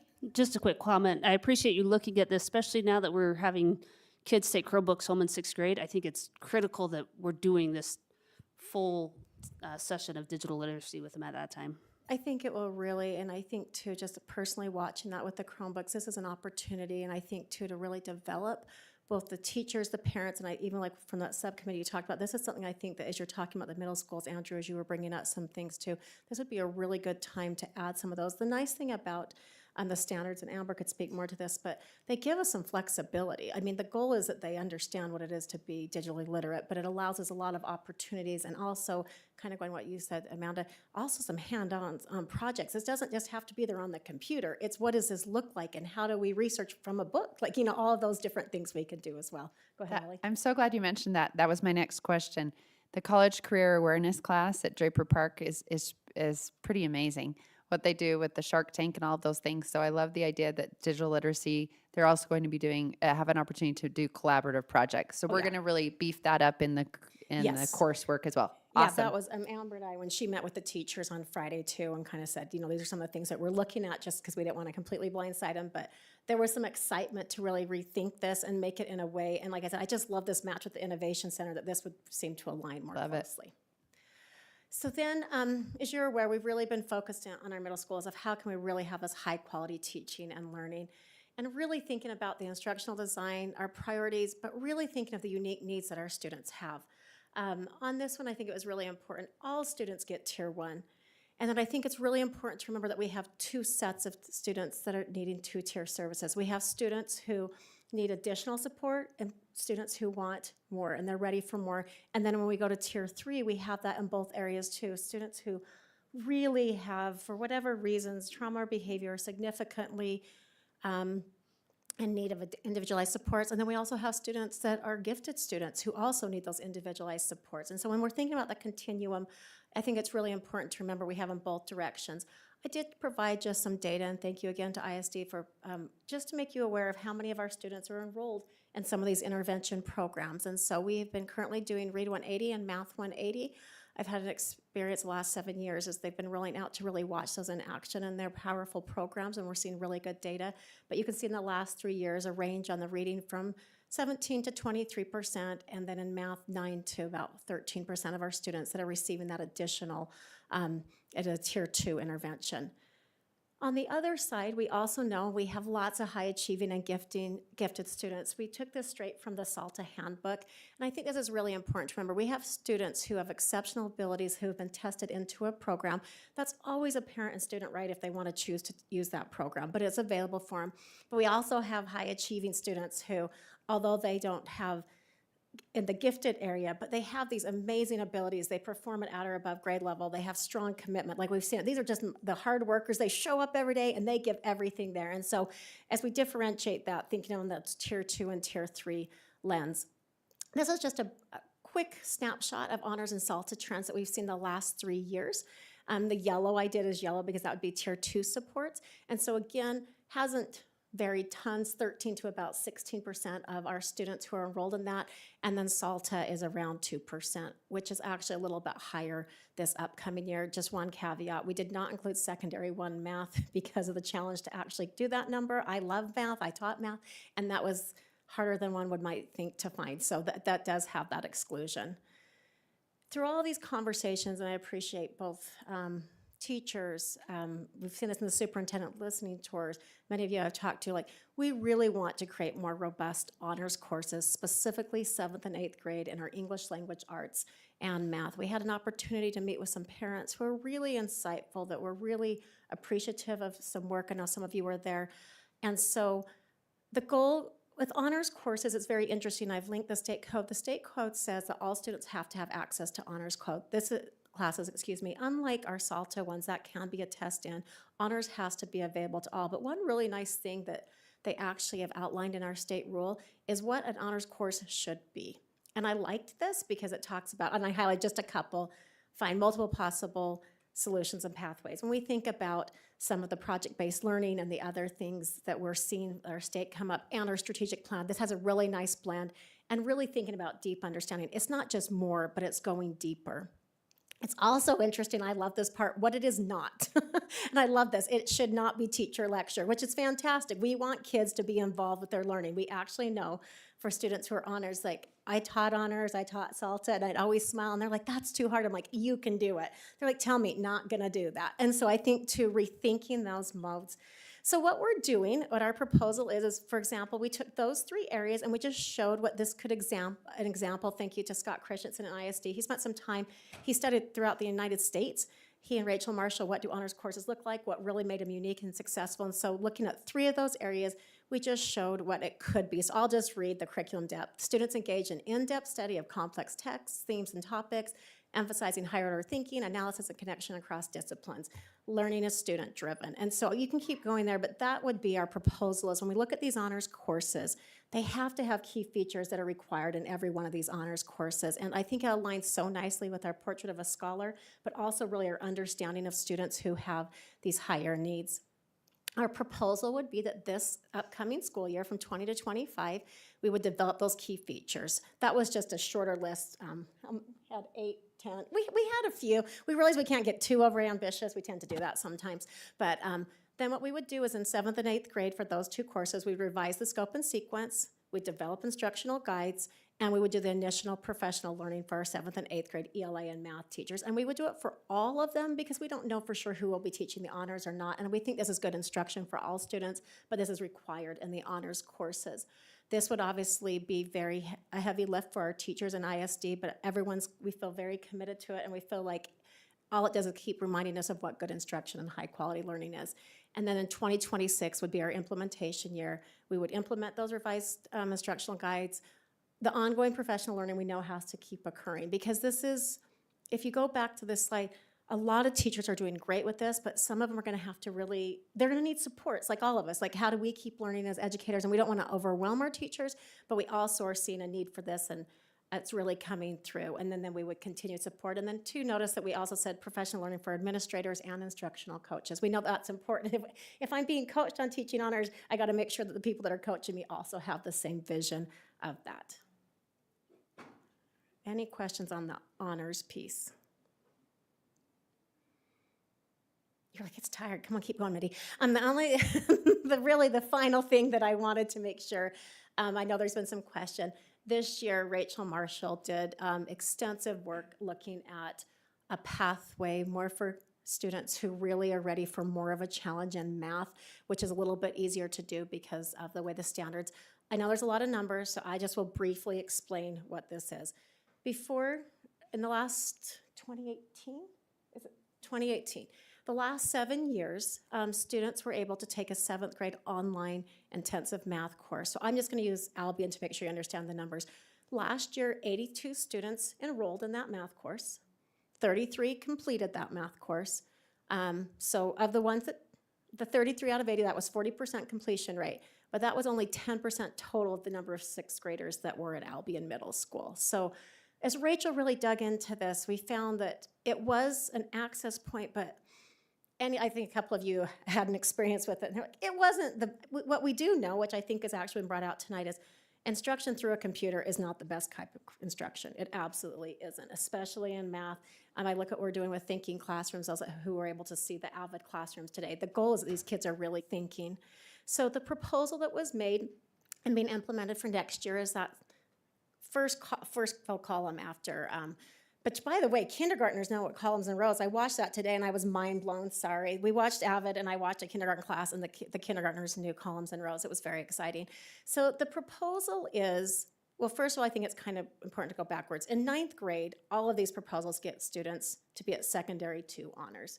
But the proposal, as we really looked into the math standards, is to move that the 8th and 9th grade, with 9th grade is secondary 1, is combined as a course at the school because those standards so closely align. This isn't, here's 8th grade a semester, secondary 1 a semester. This is, here's the standards of, for example, equations, and here's the full way it's going to go.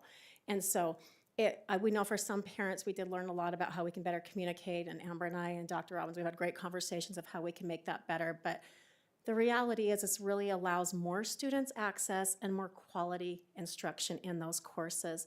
And I think the thing that really came out when Rachel was working with us, if we were just to say tomorrow, if we just based an 8th and 9th grade compacted on the students who had a MAP score, that's our new one that we did instead of RI and the MI, we changed to MAP, and a RISE score of 4, this is the number of students that could take it. Now again, other kids, we can do it, but just right there. And that far right, I think, is important. The least amount we're anticipating is a 5 to 6% increase of the number of kids that have access, but up to as high as 13%. And we just want more kids to have more robust access, especially when we're talking about this higher level of math as they're going into the secondary 1 and honors. So we've been working through it. The families that were impacted, there were 11 families. We have now contacted Amber, right? All of them. We've got some additional plans. There's a few different pathways that families could take, but we really like the idea of the students in the classroom doing higher order thinking there. And believe it or not, I'm almost done. I tried really hard for you, Amber, because when you look at entry points, I think one thing is important to remember with students in honors or gifted, there's lots of places they can choose to enter. For everyone, they are not ready in 7th grade. You probably have all seen a student, they were like, oh wait, 7th grade, and then I saw them, I used to teach at a junior high, and then like 9th grade, I'm like, what happened to you? You did so well, but you had to develop what those prior skills I talked about. We didn't always see that, but there are a lot of entry points in high school. So even if students don't choose honors in the middle school, there are very few courses in the high school that require the honors. There are a few, for example, like if you don't do secondary 1 math and 2, 3 honors, you have to take pre-calculus. So there are some, but there are so many entry points for our students to take concurrent, for them to take AP, which I also think is an important thing to remember. We don't want to preclude kids by doing this. We want to give more students options, but be more prepared for those courses. And then just a reminder of some fun things. We have tons of fun elective courses that the kids are doing fantastic with. So we had those required courses, and then these are just a sampling of some of the electives that we're seeing around the schools. I also just want to remind you some of the special programs that we have. We've got SALTA, we've got 3 DLIs at different schools. We also have AVID. And we really are working in the middle schools. We want them to be there. I think it's the most fun age ever. I mean, they don't always think that, but I sure do. And so when they come in, we want to provide whatever we can. And so we've really seen a lot more robust after-school programs. Like, just when you look at these, not every school has every one, but last night I had the opportunity to go to intramurals. If you want to see 6th graders play 3-on-3 basketball, that might be the cutest thing. I did see one team that lost 0-38, and they never gave up. Like, so when we're talking about portrait of scholar, there was grit. We had another team that one of their team members didn't show up. They're like, we're willing to play 2-on-3, and they got more than 0. Like, they did a great job. So I just think it's fun to see this is an age where we're really trying to meet very diverse needs, but I'm really proud of the work that's happening in our middle schools, and that the things moving forward then, really our goal is to systematically communicate with parents. We're excited. We feel like this year we did a better job. We had it all on the same day. We even sent parent squares district-wide. We had pamphlets, so thank you, Access and Opportunity. I did talk to Cindy the other day, and she's like, oh, that was good. You got to finish that off. We started that. I'm like, thanks, Cindy. So anyway, we had a great conversation. We've already planned next year's date. We've already told the schools so that we can plan accordingly. And then the 2 big things we'll be working on is this CCA and digital literacy change, and then really working with ISD to make sure that we have those rigorous honors courses in 7th and 8th grade in ELA and math. Okay, thank you, Mindy. This is great. I know we have been kind of asking for this for a long time, so thank you so much for your work on this. Do we have some comments? Mrs. Oaks, then Mrs. Nybar. So I've had constituents who are really concerned about this change. Just they're really nervous about making sure that their kids have opportunities to advance and be challenged. So one of the questions asked is, why can't they have advanced math in person all 3 years? And if the problem is that the entry course was online, why was it online? Because is it possible to do it in person? Well, I think there's, I'm going to go back to the slide. Just, I think a couple things. They do have 7th grade and 8th grade honors. So I would say in fairness to the parents, we have not made our 7th grade and 8th grade math honors course as robust as we're about to do. Like, we're in the process of that. So I think that's fair. You know, we do have the SALTA pathway where we know the kids are gifted, but I think you hit on it, Amber, with this new 7th and 8th grade robust. They do have 3 years of, you know, we don't do it in 6th grade, and there's a lot of reasons we don't do it in 6th grade. If you look at the 6th grade math scores, and you also see the development from 5th grade math to 6th grade math, we don't have 6th grade honors math. But that would mean that they can have the 7th grade, and then they would have the other one. But you're right. And again, I used to do Rachel's job. I was in ISD as that, and we've tried lots of things, and part of it was trying to find the access in the best way, but also you have to still run a board. So if there were only 5 kids, and that's kind of what some of these pathways have led to, you ended up with 10 kids in secondary 1, and those families got put in really tight situations where this new pathway, I think, will create more robust. And the parents have been, I know the biggest concern I've received, and I don't know if it's different, is a couple of the parents that are just so used to this pathway that just wanted, they were so sure that they're going to skip a grade, and what we're seeing is that's not been, long-term, it's not been the best for them. That's a great question. Okay, Mrs. Nybar. First off, thank you, thank you, thank you. When I ran for the school board, actually, back in 2020, this is one of the things I really wanted to see happen, is to have a more, you know, a true honors option for middle school. So I'm thrilled. Thank you. I'm so excited about it. A couple of things. When Wendy Dow was still in the district and hadn't moved over to Provo City School District, as she was chairing the high quality learning, she did do some research that I would love for us to look into. One is pre-AP classes that is providing that scaffolding and that foundation for students to be prepared to then take the AP classes in high school. And there's a slew of them, and there are other school districts that are offering them. Another one was, there were some grants with, there's an engineering and technology advanced class. There was a few things I took a lot of notes on, but I would love if we could just reach out to her and see, because there was some note taking and grants and money that we could access to help us provide, to beef up maybe that pathway for advanced learners in the middle school. And I had a great opportunity to meet with Melissa Baker, and Amber and I did. We actually contacted AP, and they do have pre-AP courses, but they can't be taught till 9th grade.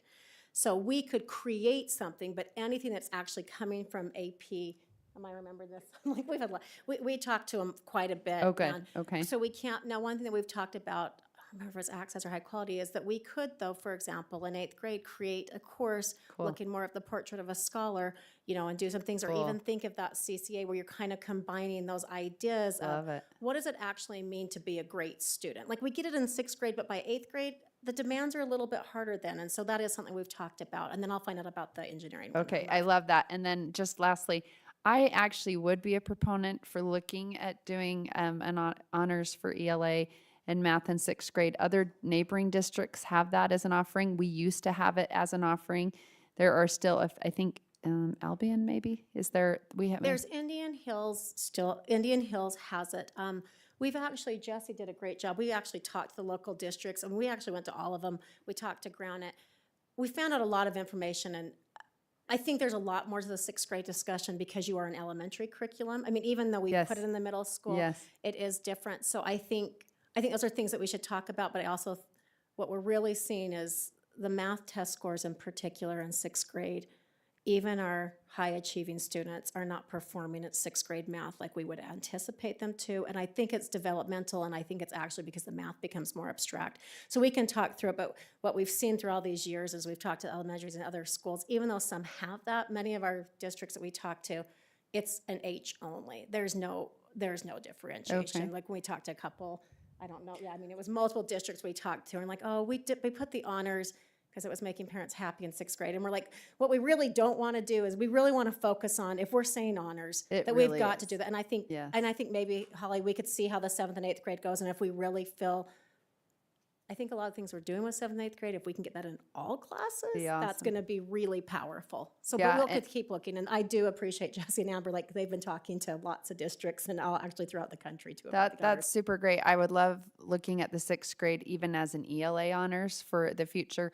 I will say, you know, when we're looking at strategic enrollment, I definitely hear from a lot of parents, I would say that is probably the number one reason why they're making alternative school choices is they're saying, I've got an advanced learner and there just wasn't a good pathway for them at the neighborhood school. And I talked to, you know, I mean, with my job, we do braces for adults, but mainly it's kids. So basically I just see tons of families in the Salt Lake Valley every day. And I have to say, anyone who's homeschooling, private school or charter, I have yet to hear one that wasn't the reason why they pulled them out. And it is. And they're saying, when I talk to people who say, I even had them tested for SALTA and they got in, but I didn't want them to be moved away from their friends and neighborhood. So then I thought, well, if I'm going to have to drive them anyways and they're moved away from their friends and neighborhood, I may as well open the door and look at what other schooling options I have. And I think that's something that hurts us. So I love this for 7th and 8th, and I would love to see us explore more for 6th grade as well. Thank you, Holly. Thank you so much for your work. Yes, we're excited. Okay, well, thank you. We You're really welcome. appreciate Thank it, you. And we will keep moving on the agenda. Okay, so Leon, can you do this in 30 seconds? And remember, me and Mont had an agreement, we would leave at 10, and it's past 10. So we're just gonna try to hurry through this. It is past 10. And it should be noted, Jeff, Rick, and I were up pretty early this morning, so yes. Have to just comment on Mindy's. I have a 7th grader, as most of you know. Extracurriculars are awesome. He's joined the choir this semester. I never heard him sing until his choir concert last week. It was awesome. Just gonna hit the highlights. 3rd time through this. Again, the bill that's passed last year, can't charge a general fee. The bill that's passed this year, the governor hasn't signed it, but it's even veto-proof. There's now a fee course, non-fee course, and starting next year, the 26-27 year, we have to allow a pathway with no fees. Again, we're proposing to move the fee, increase the total aggregate for high schools up to $6,000 rather than $5,000. Middle schools would say the same. Some of the fee changes, we've gone over these. The main thing, removing the general fee, but we are asking to increase the class fees and mainly the class fees to help cover the credit card charge there. Some of the other things that we're looking at is, again, moving travel from 1,500 up to 2,000. And also adding a $15 the participation fee for transportation, okay? That gives us about, we fund 400,000 plus on UHSA and other activities. That covers not even a quarter of it, but gives us a little bit of it back. We've gone over these proposed fee schedules, meaning just to even up the CTSOs and the new program at Jordan High and also at CTech. It was asked that we bring maybe some life examples. I'm not gonna go through these, but these are actual students this year, and we assume they would take the same class next year. It will go up or down to varying on what the student takes. It should be noted on B, though, I wanna point out, it's always important to go see what is expected of the activity or troop. I mean, the activity or sport. Again, travel is always the big key. Most teams, it should be noted, don't travel, okay? Very few do. They may go to a competition in St. George or Logan, but as far, this student B, he or she was on the cross-country golf team, as well as drama and on the ballroom dance. They don't all travel, so it's important to realize that as we look at, the total fees this year was $1,500. If he or she traveled every activity, it would have been $13,000. So you can see the cost there.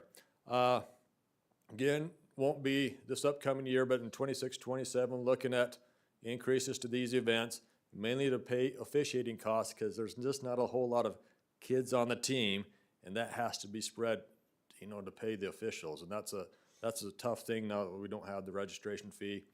There's where the fee schedules are. We sent out comments. We've done that twice to all parents. So as a parent of a high schooler and a middle schooler, I've got these notifications, probably some of you as well. We sent the last one out on March 10th, put the responses back. I think we had 6 as of, we checked at 1 o'clock today, and those were still the only 6 that we've gotten back. And there's a possible board motion, so we'll leave it at that. Okay, thank you, Mr. Wilcox. Mr. Edo? I move that we approve the 2025-26 proposed elementary, middle, high school, and CTech master fee schedules as found on board docs and approve the spend plans as found on each school's website. I'll Okay. second that motion. Thank you. We have a motion and a second. Great. I'll second. Any discussion to the motion? One tiny.